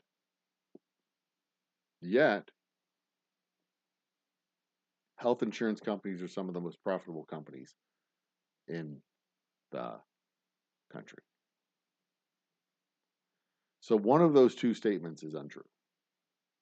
Either health insurance companies are not some of the most profitable companies in the country, and they are bankrupt and they don't exist. Or we could provide health insurance to every single one of the people in this country, and it wouldn't bankrupt us, just like with every other major industrial country in the world, and even minor industrial countries in the world. And the question has to be, why can't we? And the answer to that question is clearly and simply not a question of can or can't, because we're the United fucking States of America. There's literally nothing we can't do. We put a person on the moon, not because it was easy, but because it was hard, because it focused our energies on a thing that was hard to do. It focused our resources and it focused our energies so that we could do a thing that we thought was impossible. Impossible is un-American. We don't do things because they're easy. We do them because they're hard. We don't look at something and say, that's impossible. We can't do that. We look at things and say, we haven't figured out how to solve that problem yet. But in the case of healthcare, in the case of, I don't know, mass shootings and gun violence and prison culture and all the other shit that faces the country that we live in today, that are problems that we fully and totally created ourselves, we look at it and go, I don't know, we can solve that problem because everybody else has solved it. Everybody else is addressing it. Everybody else is doing it. And we're looking at, gee, if only there was a way that we could solve that problem. I don't know how we could possibly make people float in water on boats that everybody else is putting boats in the water and having people float on the boats. Maybe our boats don't work. No, everybody else can put people in boats and put them on the water. Why can't we put people in boats and float them on the water? Guess what? We can. We won't. It's not a question of can or can't. It's a question of will or won't. Because we absolutely can. Because we're America. We're Americans. We can absolutely fucking do anything we set our minds to do. Anything we set our minds to do. We are, have been, and will continue to be the greatest country on earth. We are exceptional. American exceptionalism means that we can solve problems that we don't even know exist. We can come up with solutions that don't even exist yet. We can look at a problem and go, we can build a thing to fix that. We looked up at the night sky. We saw this big fucking ball in the sky. And we're like, how are we going to put somebody up there? We'll build a thing. We built the thing. We put somebody up there. We can do that. We can do that. Absolutely. And if we can do that, where we build a thing that doesn't exist to send somebody there to solve a problem that nobody even knew needed solving, like there was nobody standing around going, gosh, we need people on the moon today. And we'll do it. We'll solve that problem. Thanks. We're America. We'll do it. Nobody was looking around going, we need to put someone on the moon. You know what the problem facing America today is? The lack of people on the moon. That's the problem facing America today. Nobody said that in 1962. Nobody said, you know what would make our cars drive better? If we put people on the moon. Nobody said that. But we looked around and we're like, what's a thing we can do? We're fucking bored. What are we going to do? That's not exactly what it was.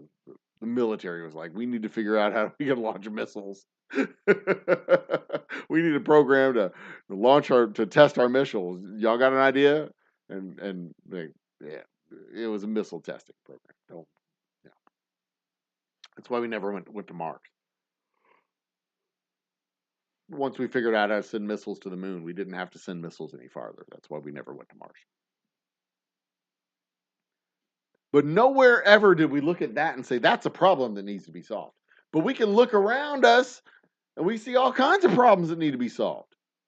And the thing is, we don't even have to build a spaceship from scratch to solve those problems, because these problems have been solved again and again and again and again and again and again and again and again and again and again and again. All we got to do is borrow somebody else's homework, crib their notes. There you go. We're done. Like, oh, this is how we do it. Flip the page. Okay, that works. I don't know how we're going to extend health insurance to everybody in the country. Just by extending health insurance to everybody in the country. That's the same way you extended flood insurance to everybody in the country. Literally anybody in the United States can buy flood insurance, because it's literally provided by the federal government. When you go to State Farm or Progressive or whomever and you buy flood insurance, if you live on a fucking mountain in Colorado, you don't need it, but you could buy flood insurance. It costs you like $3. But if you lived in the Mississippi River Valley and you bought flood insurance, it would cost like $25 a month. Tops. Because it's subsidized by the federal government. That's not a State Farm product. State Farm doesn't provide flood insurance, because the only people that buy flood insurance are people who live in the floodplain. The only people who buy flood insurance are people who need flood insurance, whose homes will be flooded. They don't want to sell flood insurance, because when there's a claim for flood insurance, there's like 1 million houses that need flood insurance.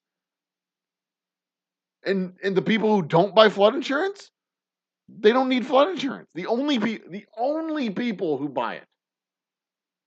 So the goal of insurance is to sell a bunch of insurance to people that don't need insurance every year. They need healthy people to buy health insurance.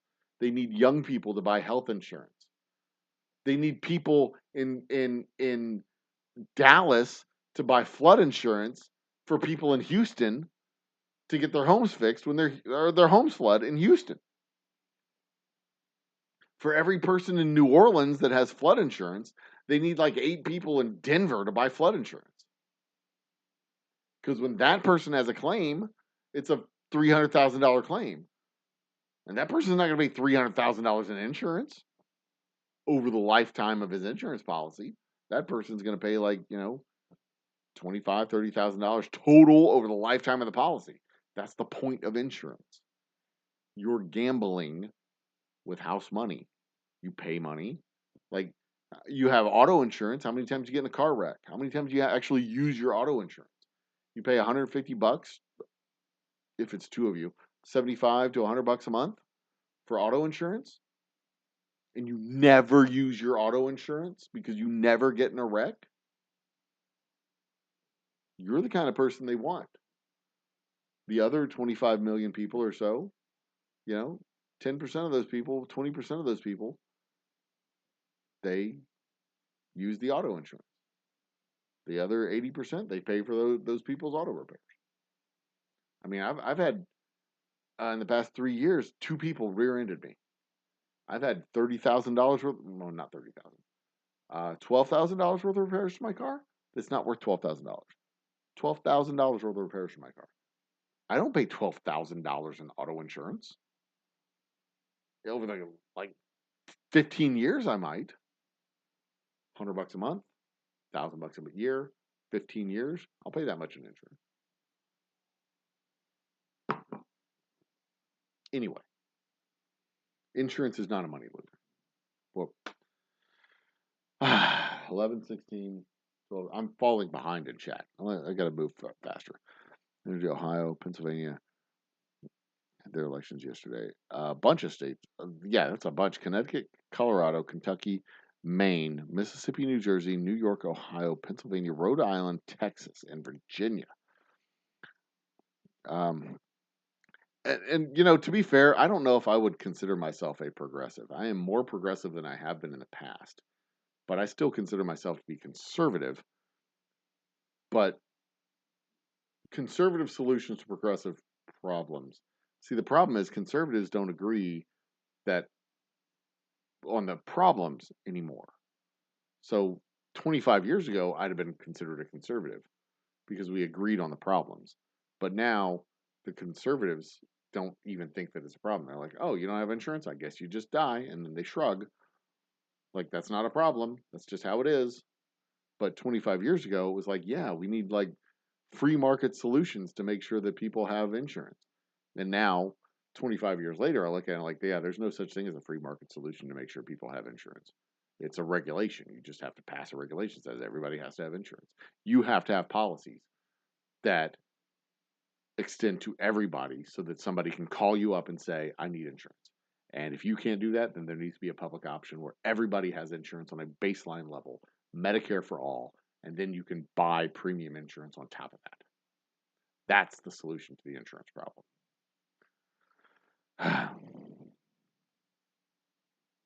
Pro-humanity here. I'm a libertarian. Oh, get away. There's top shelf Dustin in the house. In a libertarian system, it would be the paper company's problem. Actually, no, in a libertarian system, it would not be the paper company's problem. In a libertarian system, it's the people's problem. The paper company doesn't have to pay for that. Who's going to enforce it? Who's going to make the paper company pay to clean up the mess? They socialize the risk, privatize the gain. In a libertarian system, you cannot force, because there's no, in a true libertarian system, there's no mechanism to force the paper company to pay the damages that the paper company caused. That's what it is. That's how it works. And I mean, it's not unlike how it is now. It'd be cool to have a congressman of progressives and libertarians. God, fucking Congress with libertarians. Ugh. They get a lot of cool stuff done. Libertarians wouldn't do anything. That's the problem. And we kind of do have a Congress of progressives and libertarians. Because the fucking Tea Party, the Freedom Caucus, whatever it is, they're the libertarians. The libertarians have captured the Republican Party. They are. That's why the Republican Party is not a governing party anymore. They can't govern because they're not interested in governing because they have been captured by the libertarian ideals. When the Tea Party took over the Republican Party ceased to be a governing party and became a libertarian ideal. Cheers, Tater Dom. Welcome to the party. An hour ago. Jesus. An hour and 10 minutes ago. Good God. I'm getting caught up. Give me a chance. One of the Pauls kept going on about how the USA needs to go back to the gold standard. That was Ron Paul. Ron Paul was a legitimate loony bird cuckoo. He was a nut. He was a libertarian who ran in the Republican Party, and one of the many reasons why the libertarians captured the Republican Party.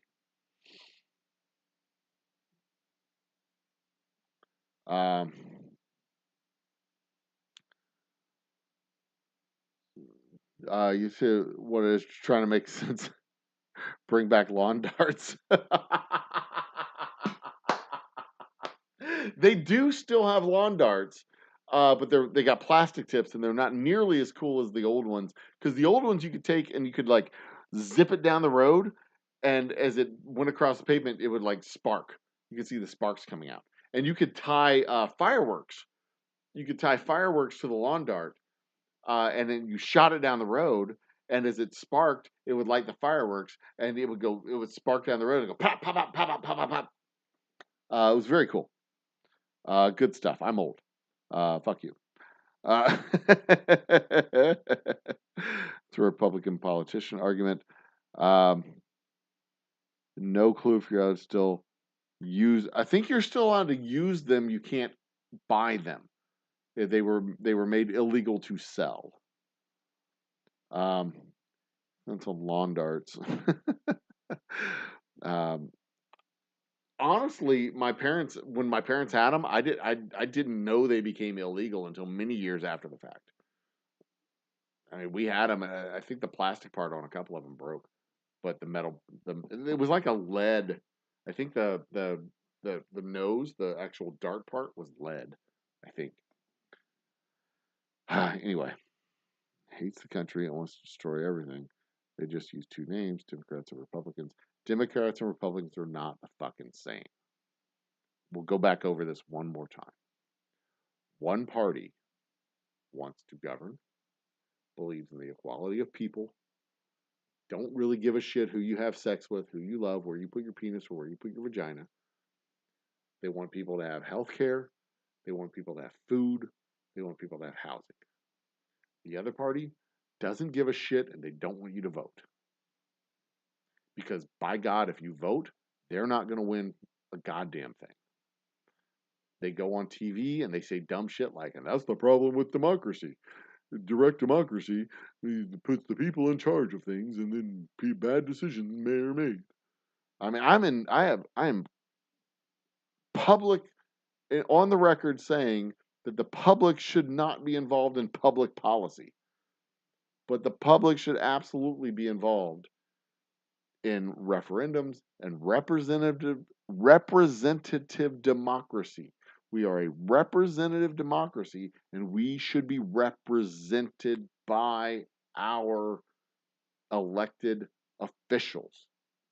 Representative democracy. Democracy means we vote for who's in office, and representative means that they represent what we want them to. The majority, not so much the majority rules, but the majority sentiment should guide those representatives on their policy making. But that's not what happens, because they don't give a shit, because it's not truly representative. And I've talked about this before. I haven't talked about it tonight. It's not truly representative because we've had the same number of representatives since 1914. And a representative in the state of Texas does not represent the same number of people as a representative in Maine or Ohio or Wyoming. And a representative in West Texas doesn't represent the same number of people as a representative in Houston or Dallas or San Antonio. They're not representative of their constituents. They're representative of the people who put them in office. Those are moneyed interests, and we can't match that money. Not we, the people, at least. We, the people, should be the people who put people in office, not artificial entities. And that's another progressive ideal, that people are people who live and breathe and bleed and eat and poop and fuck and stuff. People are not corporations. Corporations are entities. They are people, artificial people, but they're not people. People. They're not natural people.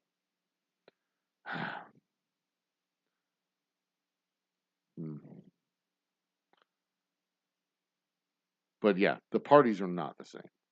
They are not. They are not even remotely close to the same. I mean, 30 years ago, I'd have been with you on that argument. 30 years ago, in the 90s, and the 80s, and the 70s, even into the early 2000s, maybe into the early 2000s, I would have agreed with you. They're two sides of the same coin. They're both the same. They agree on the problems. They disagree on the solutions. They're not really interested in solving the problems. They're just interested in addressing the edges of the problem. They're not, they're not really doing anything. They're just like governing. That is not the case anymore. That is not the case. That is not even remotely true anymore. We're talking about one party that literally is trying to prevent the gears of government from operating. One party that doesn't even fucking care if the government shutting the government down isn't a bug, it's a feature of one of the parties. One of the parties wants to, quote, starve the beast and bring down the federal government.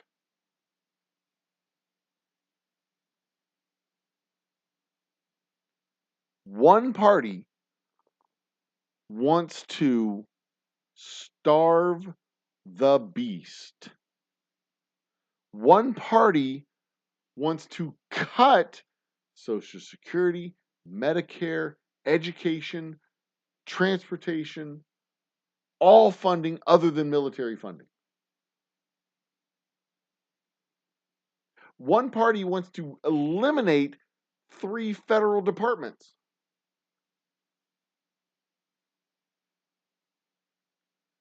And at least one of the candidates can't remember which 3. The parties are not the same. They're not the same, and they have not been the same for over 20 years. I would have agreed with you in 1995, but I do not, cannot, will not agree with you today. They are not the same. And not choosing a side, not drawing a line in the sand and saying, look, there's a difference between the two, is a very childish behavior. It's just that's like saying, like I said earlier, that's like saying hot dogs and arsenic are the same thing. They're both, you can eat them both. They're both bad for you, so they're both the same thing. But one of them will literally kill you. One of them is just lips and buttholes. The other one will literally fucking kill you. They're not the same thing. Just because you can put them in your mouth and swallow it does not make them the same thing. The parties are not the same thing. Not even close. And it hasn't been that way for 10 years for sure, closer to, and I'm going to go closer to 20 on that. One party full on fucking lost its mind in 2012. Full on fucking lost its mind. Collective mind, I'll say. I think it's the progressive, yeah. Rather than places with red flag laws, people in the USA don't use them often. People in the USA don't use red flag laws at all. At all. There's a tremendous amount of resistance to it. So, yeah. My points to allow real parties to exist. And I would agree with that. I think it's I think the thing that prevents real parties from existing in our system is the lack of representation. The fact that we've had the same number of representatives since 1914, the fact that we've had the same number of representatives since 1914 has allowed a concentration of power among the representatives in Congress. We have, 450 representatives, give or take, 455, I think. And that's the same number since 1914. If that number were tripled,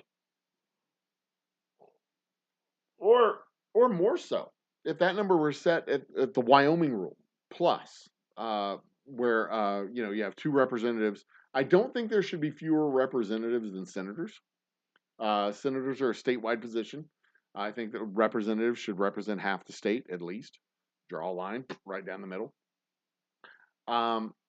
Congressional districts are a relatively recent addition to representative theory, where they used to just have at-large representatives for a state. You don't have to draw a congressional district, right? You can just have a statewide representative, and there's 80 representatives to the state. I like the idea of having the districts and carving it up into 100,000 person districts. Much rather have that than the alternative. But I think that you should have no fewer than 2 representatives per state, and that number of representatives should be tied to the population in the smallest state. So if Wyoming, call it the Wyoming rule, Wyoming has 2 representatives, then if there's 500,000 people in Wyoming, then there's 35 million in Texas, then if Wyoming has 2, then Texas should have 500,000 times 2 is 1,000,000 times 35 is 70. 70 times 2 is 140. We should have 140 representatives. 140 representatives in the state of Texas. It would be proportional to our population, which is not what we have right now, because right now we have an artificial cap on the number of representatives we have. So it's not proportional to our population. Wyoming is overrepresented. We're underrepresented, and more so than that, all the states in the middle are underrepresented because they have to give a representative to those low population states. We give representatives to those middle population states. So the Wyoming rule would make it more fair representation to the middle and lower states as well as the upper bound states. And no, that would not mean that New York, California, Texas, Ohio, Florida all determine the presidential election, because it would simply give more representation to the middle states, and those states would become more important. I mean, the big states are already fairly solidified. I mean, you're not going to get more votes by winning Texas. You're not gonna be able to split Texas's 170 votes or however many it was. You're not gonna be able to split that 140, 142, because we get 2 senators too. You know, those votes are still going to go where those votes are going to go, and those votes are going to go where those votes used to go. The threshold to get the majority is going to be much higher. You don't have to have 270. You're going to have 800 or 900 votes. It makes a big difference. It makes a huge difference, because now you don't get to ignore North Carolina and South Carolina the way you do. Well, they're politically important, but you don't get to ignore North and South Dakota. You don't get to ignore Oklahoma and Kansas and Wyoming. I mean, they straight up ignore those places, and it would be more representative of the population of the country. And no, it does not concentrate the votes among the big states. It disperses the votes among the middle states, because the middle states are the ones that get fucked. Because we still have Texas, California, Ohio, Florida, Texas, California, Ohio, Florida, New York. We still have a tremendous amount of voting equity now with the cap. But the ones in the middle, they lose votes. They lose representation in the middle. So, you get better. And also, if you have 1,600 representatives instead of 450, it makes it much harder. If a congressional race costs $10 million, whatever, you know, your super PAC can write a check for $5 million for 200 races. You know, and some of that money gets spent on statewide elections, whatever. You can elect several people in a block of states, right? But if you raise that to 800, I mean, geez, now you go from just 200 to 800. You've quadrupled the spend. So $10 million for a couple hundred elections. Now you got to go $40 million, $60 million. Ooh, that's expensive. That's getting expensive. That gets expensive. That gets real expensive. Now it becomes cheaper to run for office because there's more offices. It becomes cheaper to run for office. So now, instead of having to have $10 million to run for office in one election, you can cut it down, because you don't have to have 500,000 votes or 1,000,000 votes or even 40,000 votes. You can run for office with 10,000 votes. You can win your election with 10,000 votes in the state of Texas, because there's 140 representatives. You get better representation because those representatives are closer to you. They're closer to you. They're more involved in the community. They're more involved with you. You get better representation. Your voice gets heard. And now you don't have to storm the Capitol. better represented, building better citizens through better representation. That's how it's done. All right, on we go. Why we have one party? We don't have one party. Most judges are elected. Most judges at the state level are elected. Yep. Correct. It seems to me that we are the W. Bush years, even though there was a war happening around the world. Republicans are all about war. Americans are all about war. That's irrelevant. We're a war tribe. Americans are all about war. That's what we do. We're good at it. We're really good at it. We're either fighting a war or we're finding a place to fight a war. I mean, that's why we have tanks. That's why we have tanks. That's why we have cool jets. That's what we do. We fight wars. We're really good at it. We really are. Weird liberal Republican group of Trump supporters. Big government. What? Liberal Republican group of. Yeah, those words don't make any sense. I mean, they're all words, but there's no such thing as liberal Republicans. It's nonsense. All right, on we go, on we go, on we go. I will catch up to chat. It's 11:35, 12:48. I'm an hour and 15 minutes behind. Okay. Libertarians are very, very right leaning.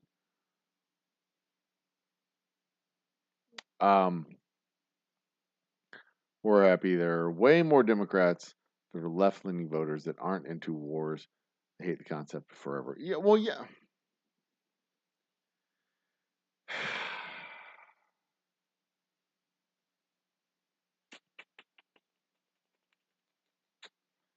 I don't know if that's entirely true.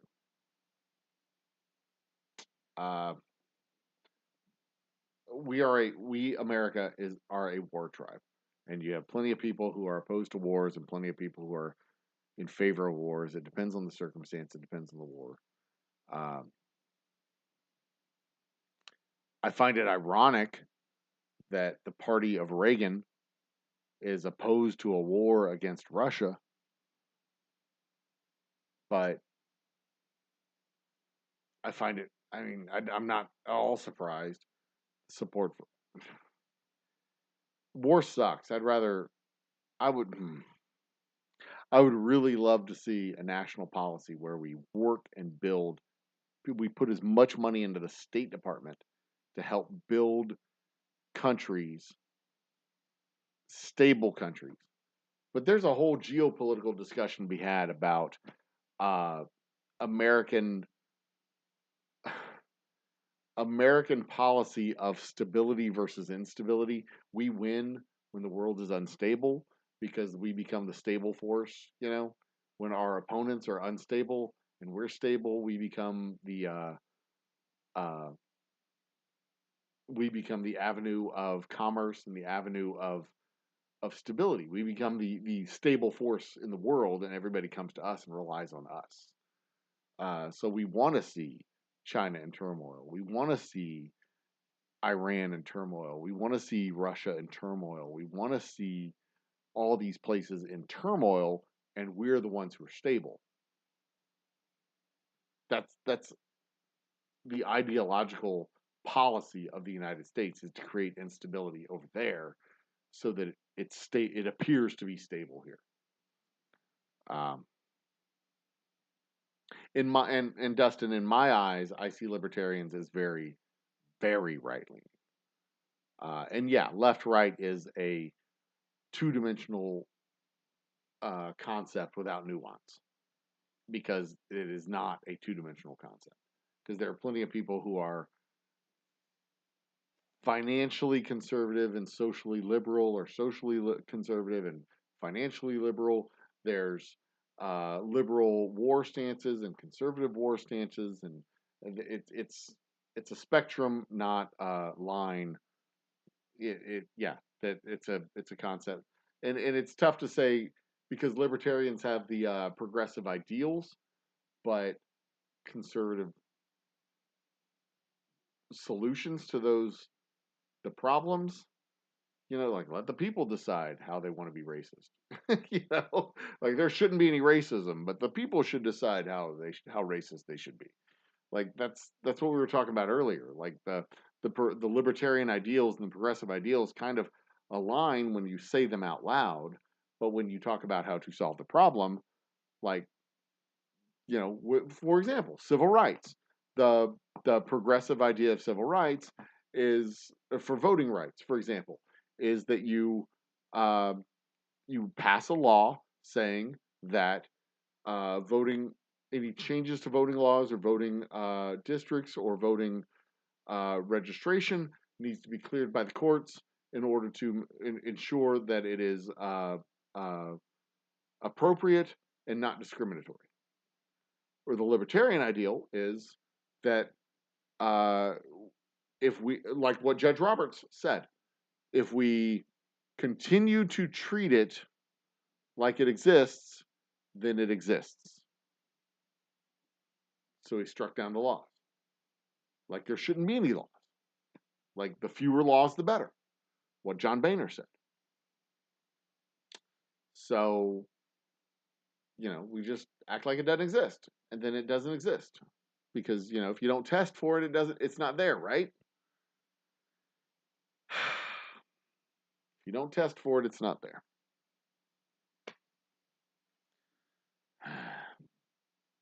Which in practice means that it's there, you just don't do anything about it.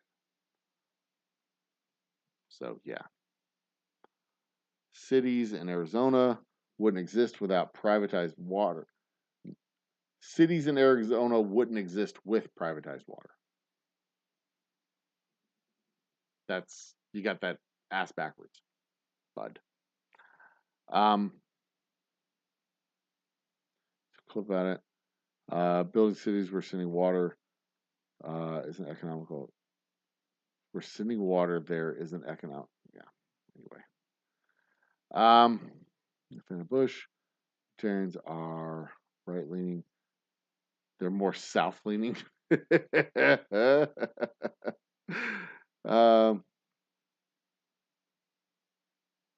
Mm-hmm.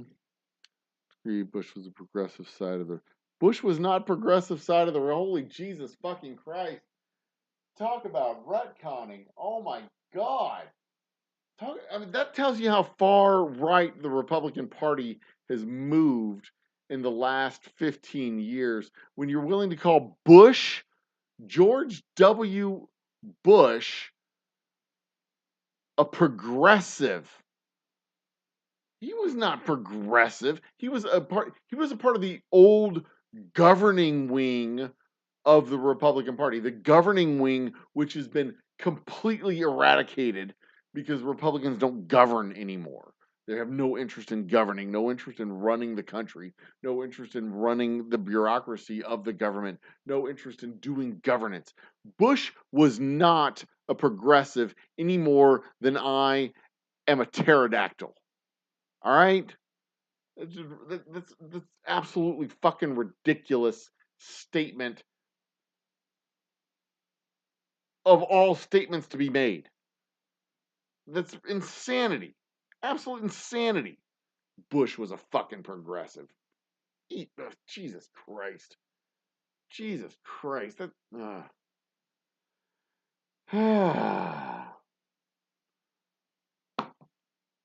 the dumb things. God damn it. I've heard some dumb fucking things. Some dumb fucking things in the last 3 days. But that is by far.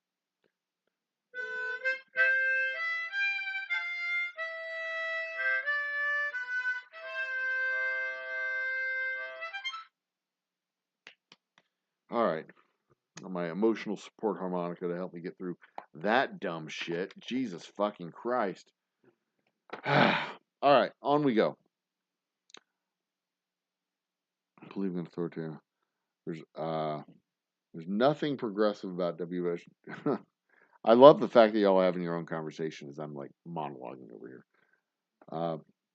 No one wants to visit El Paso. That is true. No one. That is a million miles away from anything. Progressives aren't liberals. Liberals are progressive. Don't always think. The government knows best, man. Lou, do you live in Texas? Yeah, do you live in Texas? Yes, you live in Texas. I'm sure El Paso is a wonderful. I've been to El Paso. It is a wonderful place. It's quite beautiful. They have mountains there, unlike the rest of Texas.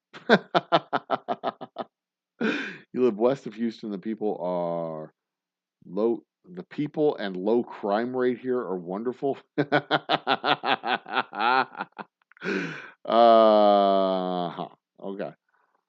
Not all aspects of the U.S. government are bad. How about good and bad?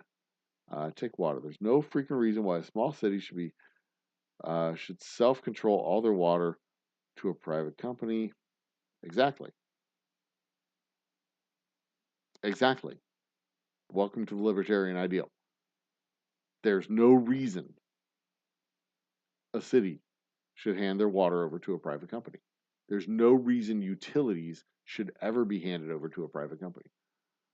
National water companies decided to say water to Arizona is stupid and they don't.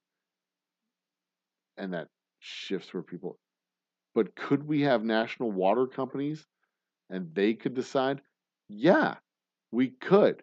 That's what would happen if you handed it over to a private company. The private company could decide.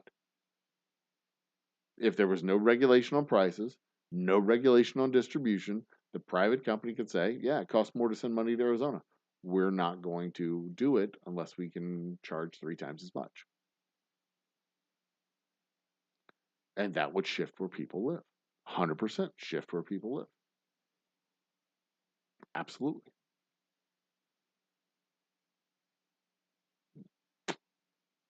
Which is why certain things, public utilities, should never, ever, ever be privatized.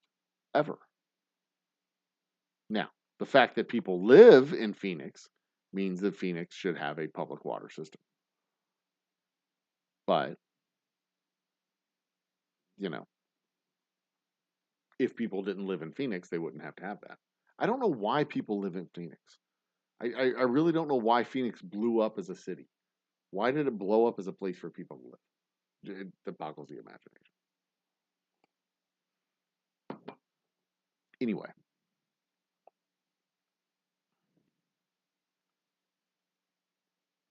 Not all political power is bad.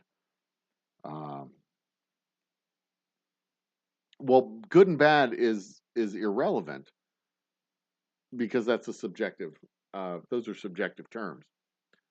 Political power is simply the power to decide policy, and if it's not, the question is, who are the people who wield political power accountable to?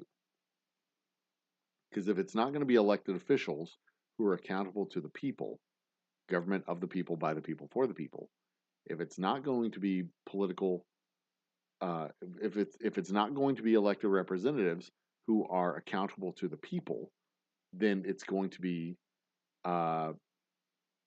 private company executives who are not accountable to the people. If it's not the public, if it's not public officials who wield political power who are accountable to the people, then it's going to be private company officials who are not accountable to the people, but accountable to shareholders. And you don't have a say in company policy if you're not a shareholder. And even if you are a shareholder, you don't really have say in company policy.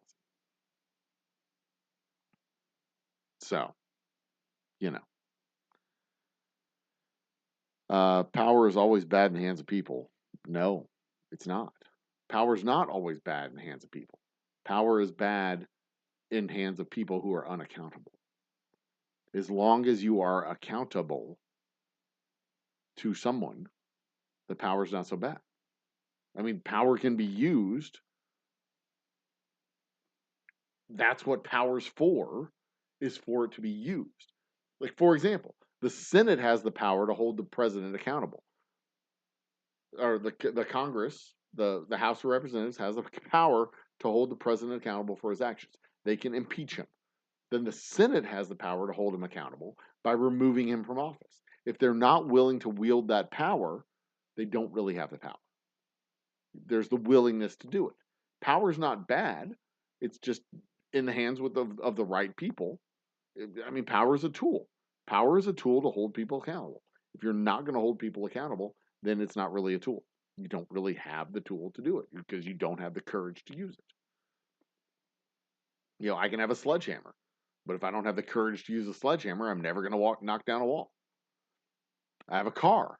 If I don't have the courage to drive the car, then it's useless. Power is only useless if you're willing to use it, or power is only useful if you're willing to use it. If you're not willing to use it, it's not useful. So, Biden has a law to bring broadband to a lot of underserved technical parts of America. Yes, that was part of the bill that was passed last year. The American Renewal Plan, or whatever it was, that was part of the bill that was passed to bring broadband to communities across America that Republicans voted against but are taking credit for.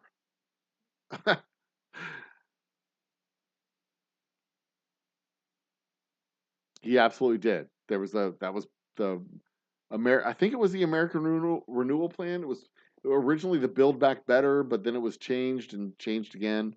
But yeah, there was absolutely 100% a law that was passed by both houses of Congress and signed by President Joe Biden that will bring broadband to underserved areas of the United States. Yes.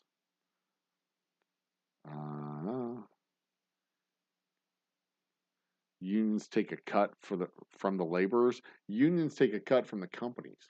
Unions, yes, workers pay union dues, but unions fight on behalf of workers to make sure that they get their fair share from the corporations, which is exactly what happened in the case of the UAW, the Writers Guild, the Actors Guild, the Kelsey-Seybold Health Workers, with the several unions across the companies do not pay their workers out of the kindness of their own hearts. Companies pay workers because they have to, and they pay them as little as they can, get away with. And unions are intended to fight on behalf of the workers to make sure that the workers get their fair share. And that was the big beef with the UAW. The UAW said, look, we took a cut so that y'all could get healthy. Y'all are healthy. You got record profits. Come on, pay up. It's time. And it was, what was it, 4 months? No, it wasn't 4 months. It was 6 weeks. 6 weeks of these rolling strikes. Standing strikes, rolling strikes. They got they hurt the auto companies, and the auto companies paid up, as they should.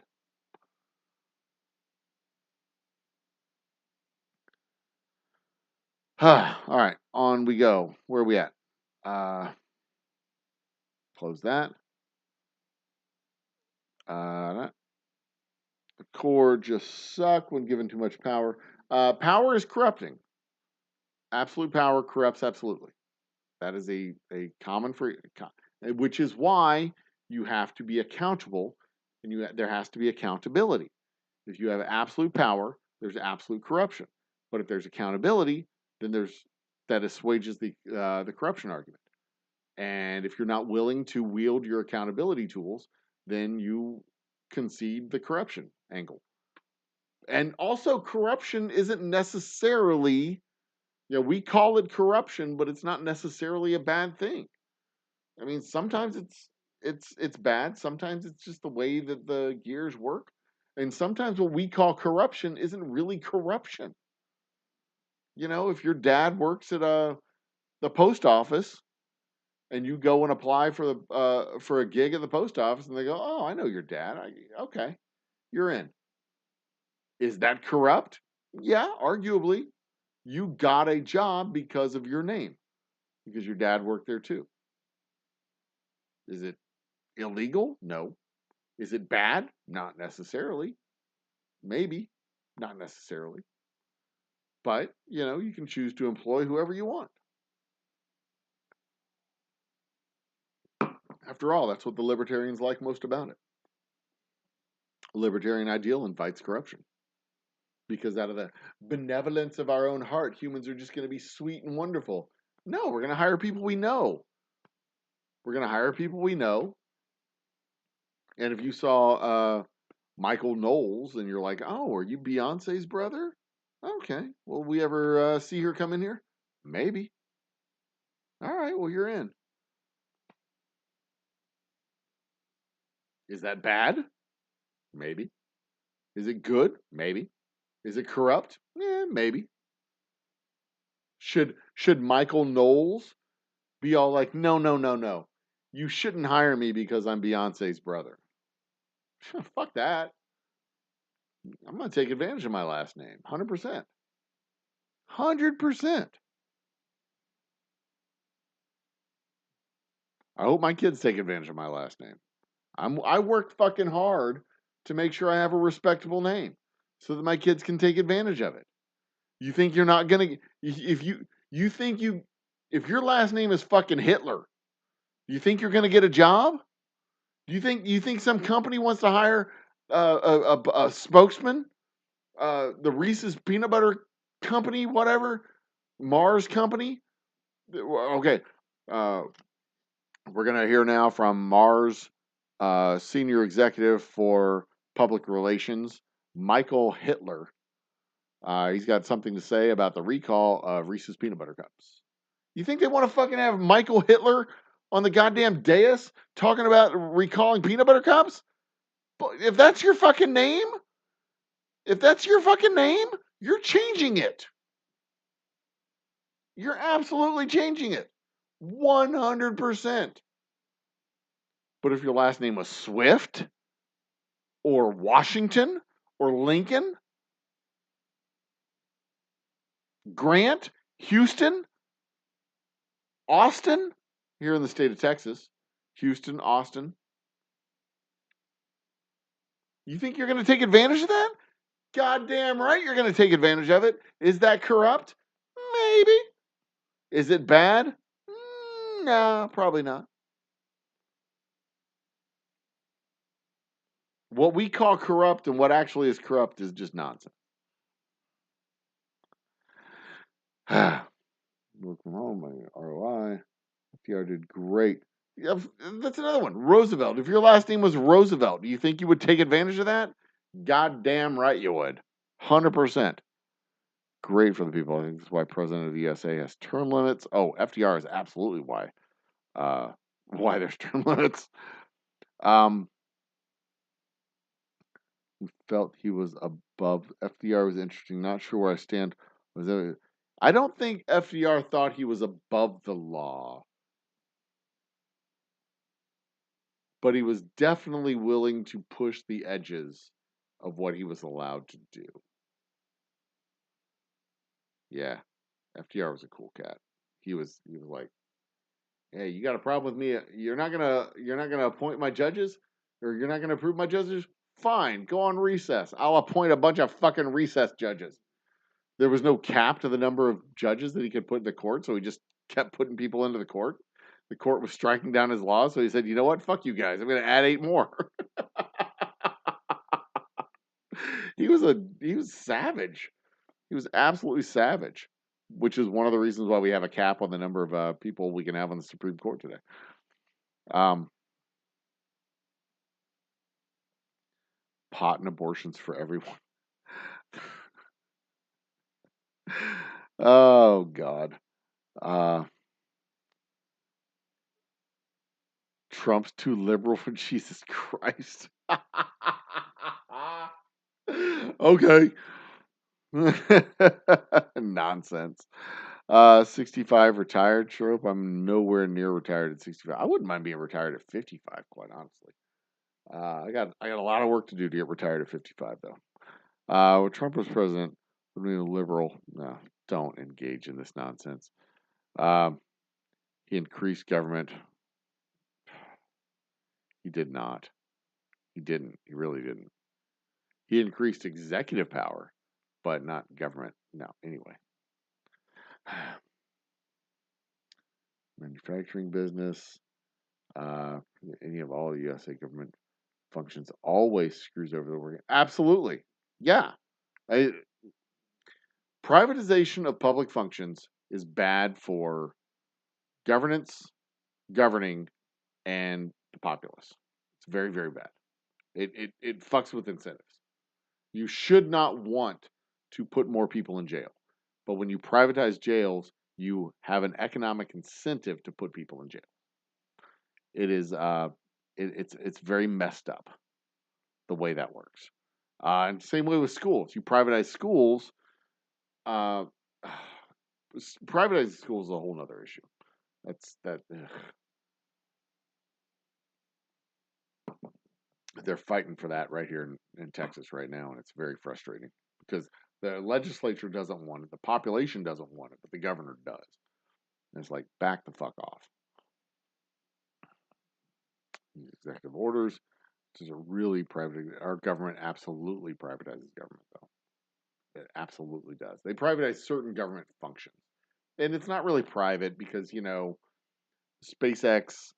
It's a private company that takes public funds and stuff to the space station, and it's but yeah, SpaceX isn't responsible, doesn't answer to.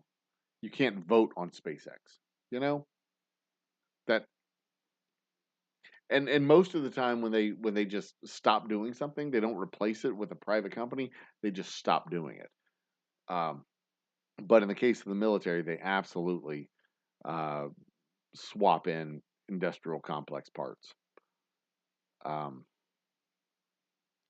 Toll roads is a great example of privatizing roads and passing that money off into, rather than the state collecting the money, they get a royalty from a company that collects the money on the toll for the roads, and uh, just invites all kinds of abuse of power. They abuse power because if you give people that power, they use it. Toll roads, I don't see how those hurt the. Oh, toll roads absolutely hurt the working class. I mean, you got to pay a fee to drive to work. How do you not see that that's a detriment to the working class? If you got to pay a fee to drive to work, oh, it's a pain in the ass, man. And that's not the same as paying a fee to ride a bus or a fee to ride a train to get to work. It's you're paying a fee to use a road that your tax dollars already paid for. You're being charged to drive on that road twice. You've already paid for the road, and now you're paying for the road again. And in the case of toll roads that we have today, they're roads that are built by government authorities. But if it's a private toll road, it actually like you can conceive though a world where private companies build roads side by side by side by side. We've seen that with railroads. Railroads have done that. Where there's a railroad here, and then 6 miles down the road there's a railroad there, and a railroad, and there's like competing rail lines in certain corridors. Houston has several places where there's competing rail lines, and they literally had to be combined into single rail routes. Anyway, how far behind am I? Jesus Christ, an hour and change. All right, I'm going to go fast. School voucher. I don't think we've seen the school voucher programs long enough to fully judge. Oh yeah, we absolutely have seen the school voucher programs long enough to judge, because private schools do not have the responsibility to educate every single kid. If you have a special needs kid, the private school can kick them out. They don't have the services to handle the private needs kids, the special needs kids. So the special needs kids get kicked back to the public school system. Now you have a private school, a private school which is being paid with public money that can self-select the kids that they want to have, so the private schools can achieve higher than the public schools because the private schools can self-select and choose which kids they want, and they can get rid of the special needs kids, they can get rid of the dumb kids, they can get rid of the low achieving kids, and so that the private schools can show that they're better, but they're also not accountable. Public schools have to be open. Public schools answer to the voters. Public schools answer to the superintendents. Public schools are built in communities, and public schools have to operate. Every single kid that wants to go to school goes to school, and a public school has to take them. Private schools don't have to accept them. We have seen plenty from the voucher program to know how they hurt public school programs. And if they spent as much energy and time on improving public school systems as they did on destroying public school systems and building this alternative private voucher system to fuck public schools and build up private schools, then the public schools would be operating better. They would be functioning better. And you wouldn't have these stupid administrations screwing over teachers and telling them, well, this is our philosophy of how to teach.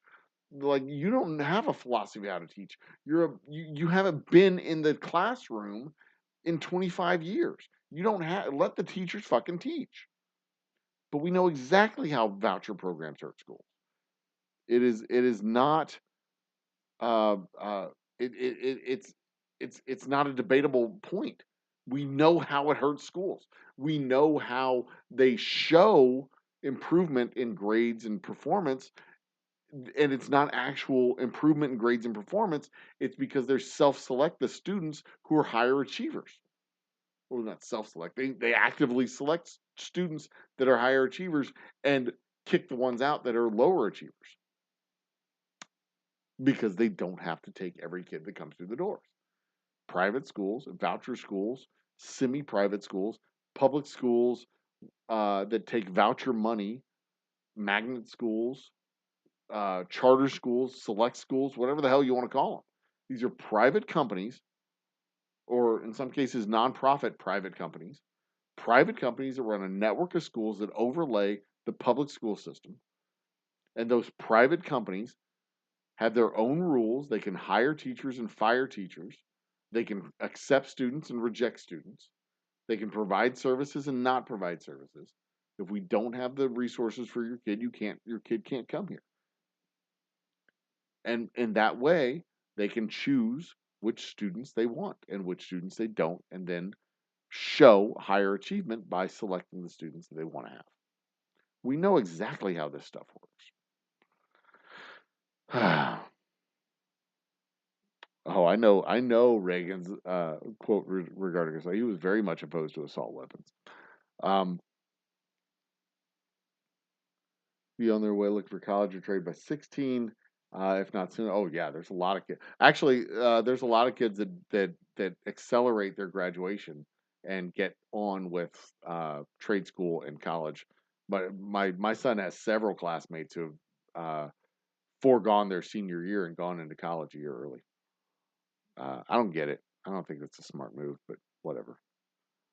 The thing about having judges' retirement age going up, some state the voters voted on that one. I don't know how. Texas had that vote. I don't know how that prop ended. We'll see. I can look it up. But, what's the source on that Uvalde article? That Uvalde article was forward, back.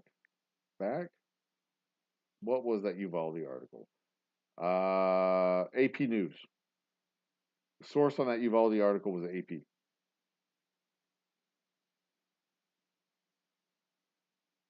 Former Uvalde. I just googled Uvalde election 2023. I think. So there you go. There you go.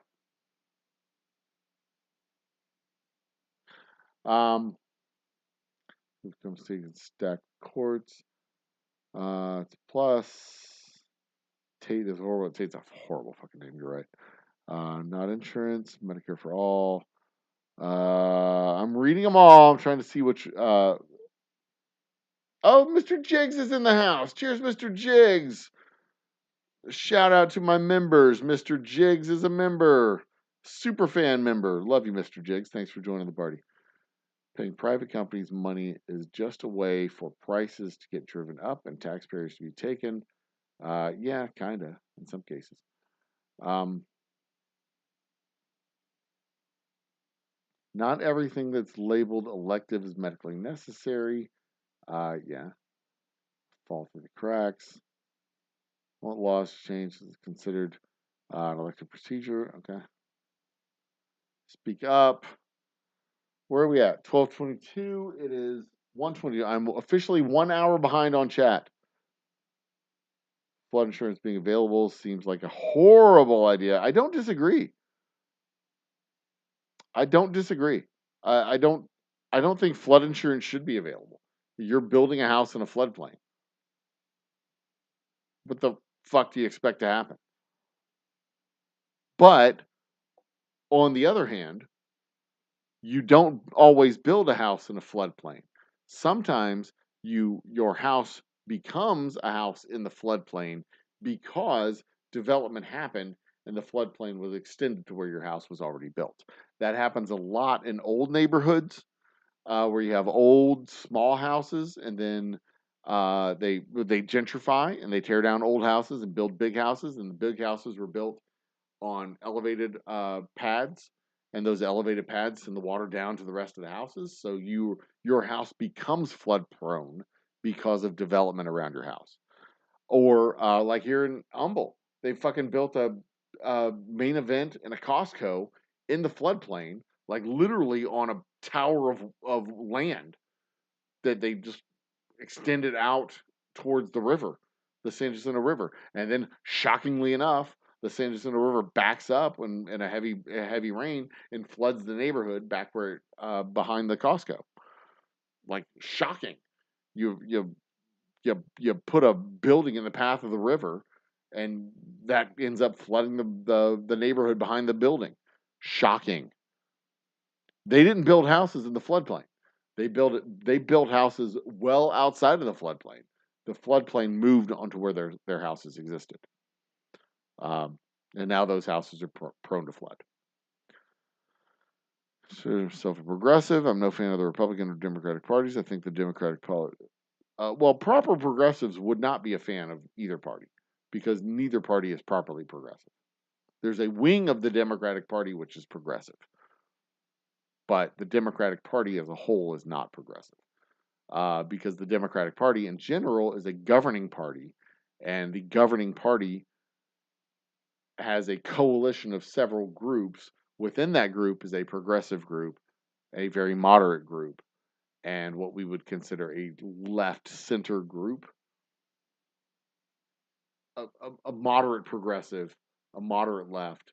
There's progressives, leftists, moderate leftists, and governing or center lefts, even center right Democrats. And it is a governing party, and there's a large coalition of people, and it is not a progressive party. We do not have a properly progressive party in the United States. We do not have leftists in the United States. We have a center left to moderately progressive party, but it's not progressive. Not what progressives would consider to be progressive. Tea Party is absolutely libertarian. Nice try. MAGA wing of GOP is the same as those Republicans that are libertarian. The MAGA wing of the GOP is absolute. Well, I don't know. They don't. Would they be considered libertarians? No, they're just psycho lunatics. They're psycho lunatics. They're they're they're unaffiliated. They're fucking American terrorists. Is what they are. Um, and Dustin, you absolutely have a clue as to what MAGA is. You're ridiculous, dude. It is hard to put your finger on them. They're the QAnon weirdos. I mean, I get that they're trapped in the lie they don't work now. Oh no, they absolutely work together. They just haven't worked together effectively in the last 15 years. Republicans don't govern. They do not govern. They're not a governing party.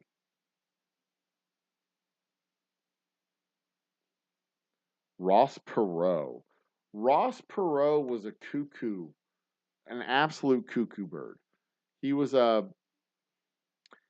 mercurial individual. Ross Perot. Ross Perot was he was the independent candidate that ran for president in 1992. The 92 election? Yeah, it was the 1992 election, if I'm not mistaken. Yeah, because that was the year Clinton got elected. He did not take votes away from Bush. He did not cost Bush the election. He was a Texas businessman who had a data company that processed data for Social Security Administration. That's how he, oh, excuse me, that's how he made his fortune. I'm a self-made man. He was like all of 4'3". He was a little bitty midget of a dude.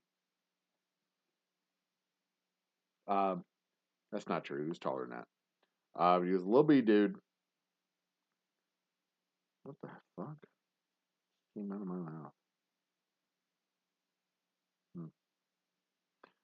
He was a little bitty dude. I mean, maybe 5'2". He was a short little midget, a little leprechaun looking dude. Um, he had he ran for president by buying infomercial time. So he'd buy 30 minutes or an hour of TV time, sometimes prime time, usually like right before prime time, right after prime time. This was the dude who ran for president rather than buying commercials. That's what he did. He had infomercials, Ross Perot infomercials. And he would present his stuff in unadulterated 30-minute blocks. He had charts. His whole shtick was that he was going to balance the budget, that we had an interest rate crisis coming forward. We had a bunch of low interest rate debt, and he was sounding the alarm that when that debt came due, it was going to go from like 3% interest to 7% interest, and our debt service was going to balloon out, and we were going to have serious issues in balancing the budget, and it was going to send inflation through the roof, and that was the biggest thing that I remember from Ross Perot. It was all about balancing the budget and getting everything under control and da da da. And as it turns out, as our debt came due, Clinton, who won the election, was able to get our debt refinanced to low debt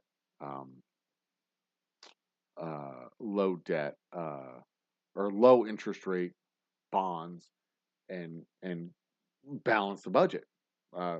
Clinton balanced the budget back in '96, I think it was, with help from a Republican Congress. I'm not going to say it was all him, but Clinton balanced the budget. And then George Bush blew it back up.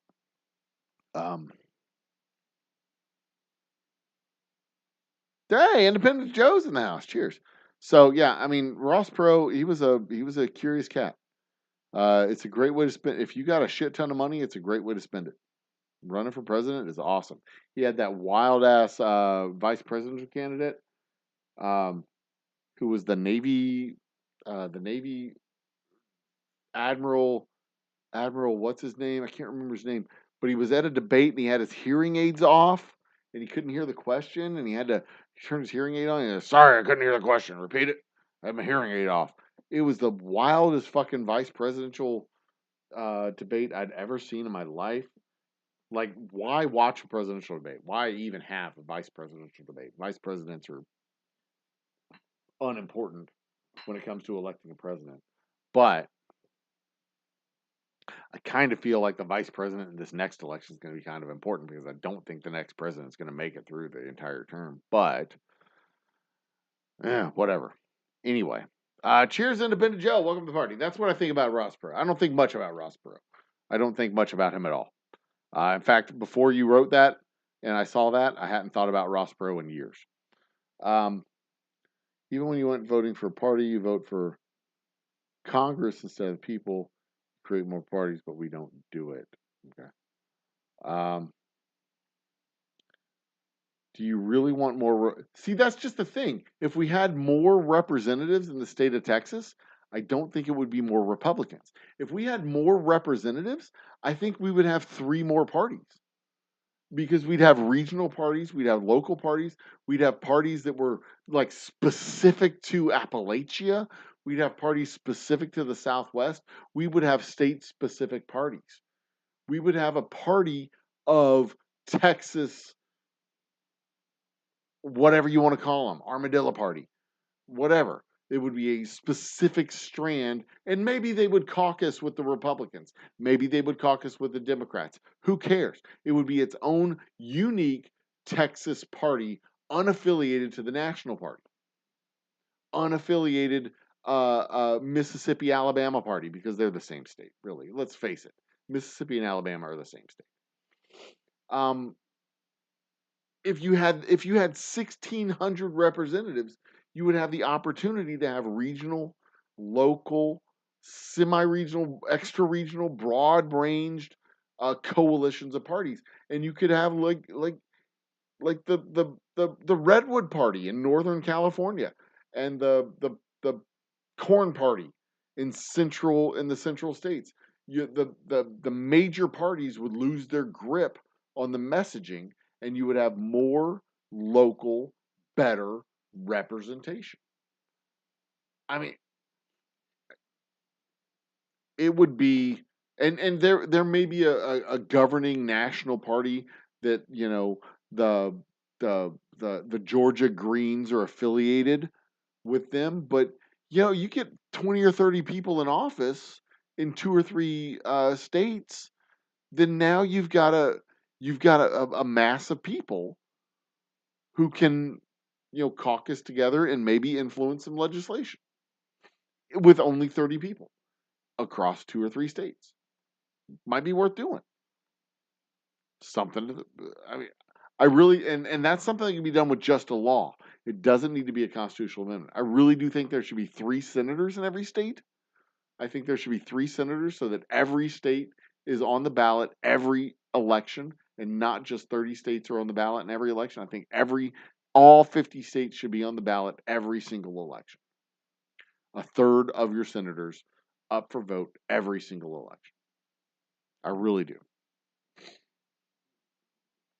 Plus, that would again reduce the stranglehold that we have on our policies by 2 parties. Although one of those parties seems to be on the verge of complete and total collapse. I love it for them. How close am I to being caught up? 135. I'm making progress. I don't know what that means. I'll let you keep on ranting, but I gotta. Good night, Dustin. Cheers. Glad you joined us. Thank you. God, I'm like an hour behind. I'm trying. I'm gonna catch up. A very good political news source. Highly recommend the Midas Touch networks. Yeah, they're all right. They're all right. I could do without the commentary. Um, but they're all right. Kitty's in the house. Cheers, Kitty. Thanks for joining us. Thanks for the love. Cheers. We cannot tune in. Wow, Rossborough was 5'5". I tell you, he had that leprechaun energy. I did. I caught up. Holy shit! I just caught up to chat. That's good because it's about time for me to wrap it up. I need to go to bed. What was the current Texas election results? Tell you about the direction of politics in the state of Texas. Jesus Christ. That's a big question, Sunflowers. I don't know. The midterm or the off-year elections in the state of Texas are not. They're hard to decipher because they don't have any relationship to statewide people. The mayoral election in the city of Houston is not indicative of the mood for the rest of the state because Houston is Houston, and Houston is unique from the rest of the state. In the same way, Austin and San Antonio and Dallas and Fort Worth are unique from the rest of the state. So it's more, and there were no bellwether type of amendments being offered. There wasn't a question about legalization of marijuana or anything like that on the ballot. There's no initiative opportunities, so it's hard to tell. Nobody was out there being all like, "Yeah, we want to get abortion on the ballot, and we got all these signatures." And there wasn't this groundswell of support. Ted Cruz is up for re-election for for uh, for the Senate. He is not running for president, as far as we know yet. Um, but last time he ran for Senate, he was saved by Trump because Trump was on the ballot. Um, he has two really strong competitors this year. He had a really strong competitor 6 years ago too. I don't know. I don't know. I am always hopeful that the state of Texas is moving back to a voting state from a non-voting state. Um, I know the country is told that Texas is a red state, but 30% of the people in Texas vote, 60% don't. So Texas is not a red state. Texas is not a blue state. Texas is a non-voting state. And there's a lot of Republican money floating around in Texas. In the last governor's election with Beto versus Abbott, there was something like $45 million contributed to both gubernatorial campaigns. It was there's a huge infrastructure of Republican donors, and there's a huge money pipeline that goes through Texas to the national party. Uh, as hopeful as I am that at some point the demographics in the state are going to flip everything, the reality is that there's a lot of money involved in Texas politics. And it's not necessarily a matter of who votes, when they vote, how they vote, why they vote. It's a matter of how much money is sloshing around to determine who's going to be allowed to vote. It's, I mean, the Republican Party in the state of Texas is a company that has its own interests in mind. Um, in the same way that Exxon is a company that has its own interests in mind. As long as there's oil, they're going to pump oil, right? But if they see on the horizon that the oil is going to be dry, they're either going to find more oil or they're going to find another technology to exploit in lieu of the oil. If they don't have to find the other technology, then they're going to protect their oil.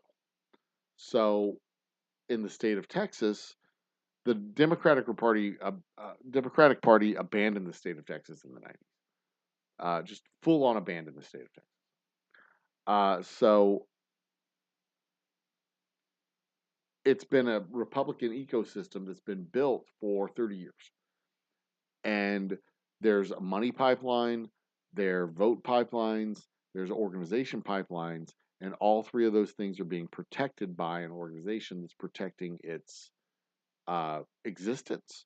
Without the state of Texas, the Republican Party will never win another national election. Without the state of Texas, the Republican Party may not have enough money to ever win a national election again. This is a stronghold. This is a stronghold that they will fight and defend to their last breath and their last penny. It's unlikely. I'm always hopeful that it'll flip. But I don't know. Honest to God, I have no idea when it's going to happen. And they keep saying it's inevitable. It's going to happen. It's going to happen. It's going to happen. It's going to happen. And when it does, it's going to be the death of the Republican Party. Because that is 37 votes. Without the state of Texas, No Republican candidate has any chance whatsoever of ever winning the presidency. None. None. The next 8 states, they would need to win 8 flip. They would need to flip 8 Democratic states. Which 8 states are they going to flip? You know, I mean, already 28 of the most unpopulated states in the country, North Dakota, South Dakota, Kansas, Wyoming, Montana. What 8 states are they going to flip? You've got 22 to pick from. Which ones? California, Oregon, Washington, Idaho, Nevada, New Mexico, Colorado,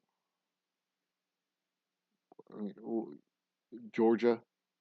I mean, which ones are you going to flip? You got to pick 8. New Hampshire, Maine, Delaware, Connecticut, Rhode Island. Which ones? Which one of those sounds like they're going to flip from Democrat to Republican for whatever reason? And you got to have 8 of them. 8 of them. Yeah.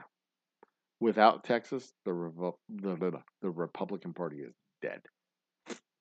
Dead. Completely and totally. Well, Sheila Jackson Lee. Joe Rogan is in Texas now. He seems more. Joe Rogan is a fucking idiot. He's a moron parading as an intellectual. He asks questions to make him sound smart, but he literally believes any dumb shit that you tell him. He's not a smart person. He's a curious person who asks a lot of questions, but those questions are not always useful. They're not always enlightening, and some of them simply don't need to be asked. Joe Rogan is not a conservative. He's not a Republican. He's just a fucking idiot. And it's telling that someone who is just a fucking idiot sounds like a Republican. Speaks volumes to their party. Volumes.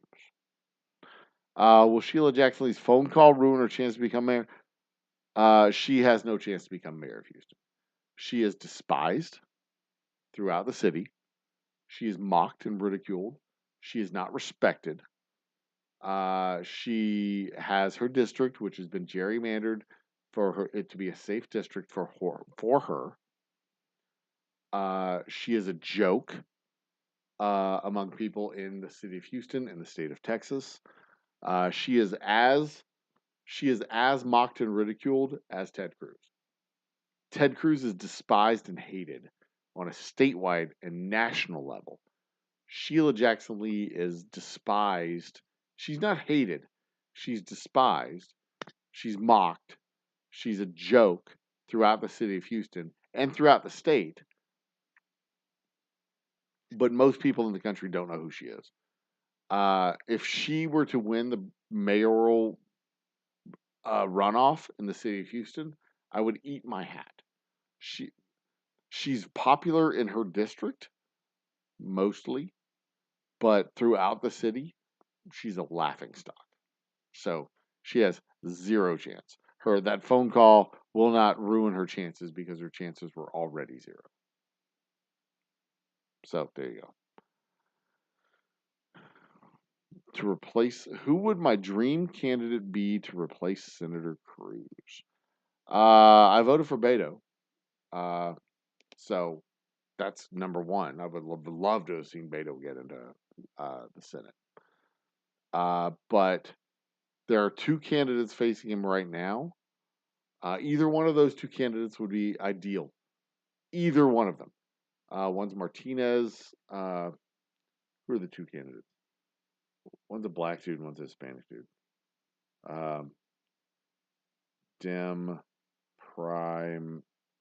Primary, Texas Senate. See what that says. Democrats running for U.S. Senate in 2024. Allred and Gutierrez are the two candidates. And honestly, a sack of doorknobs would be a preferential candidate to Ted Cruz.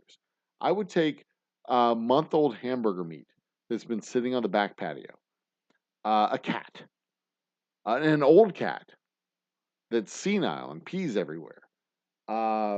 This towel is a better candidate than Cruz. There's my harmonica. Like literally anything this can of tomato juice is a better senator than Ted Cruz. I would happily go into any historical cemetery anywhere in the state of Texas, but especially the state of Houston. Anywhere in the state of Texas. Dig up a corpse from 125 years ago. Stand it up with a post in its back and vote for that guy for Senate. Literally, two chimpanzees in a trench coat, a stack of ducks, so that they're the height of a human, a bunch of guinea pigs taped together,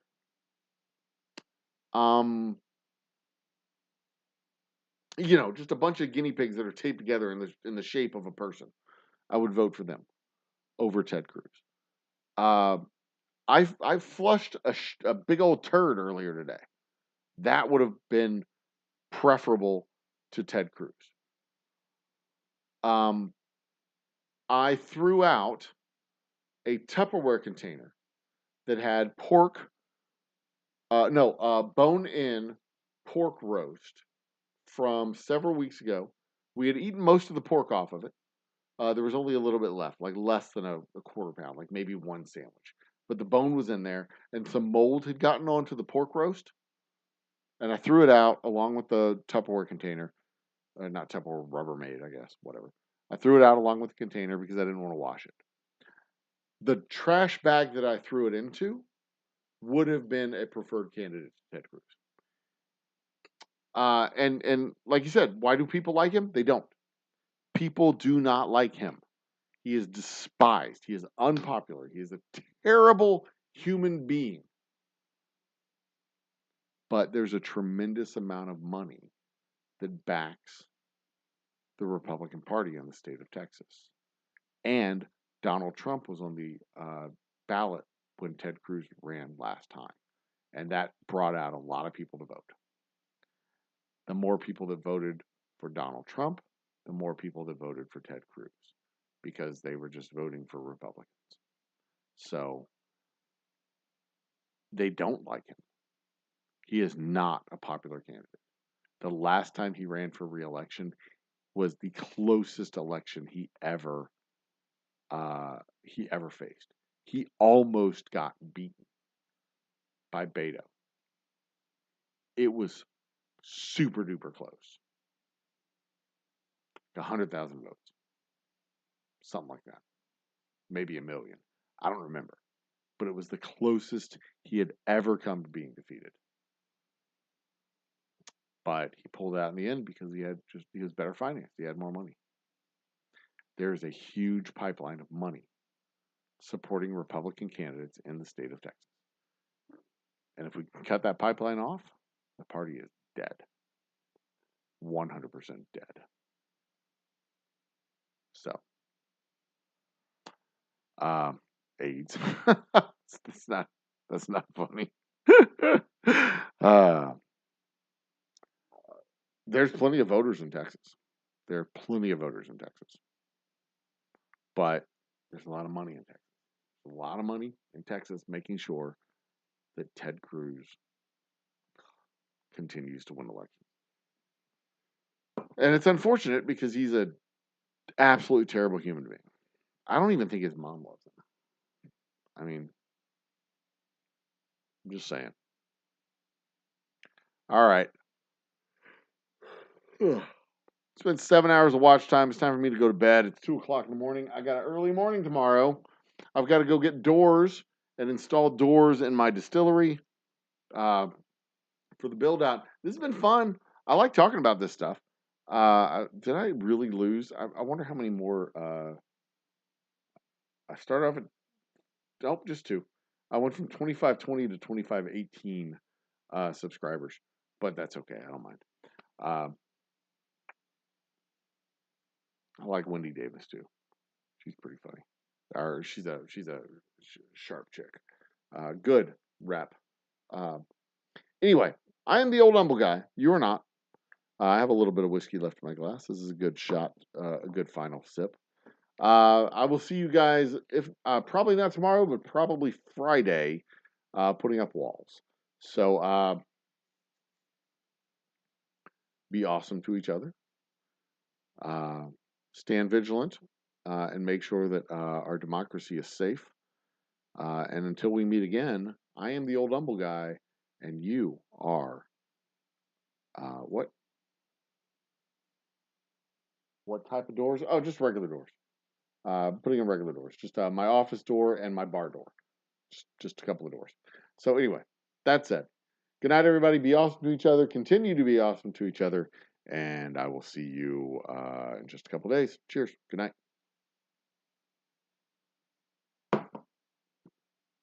This has been an award-winning production. Special thanks to Mr. Jiggs and William Hall, our super fans and assistant producers for the show.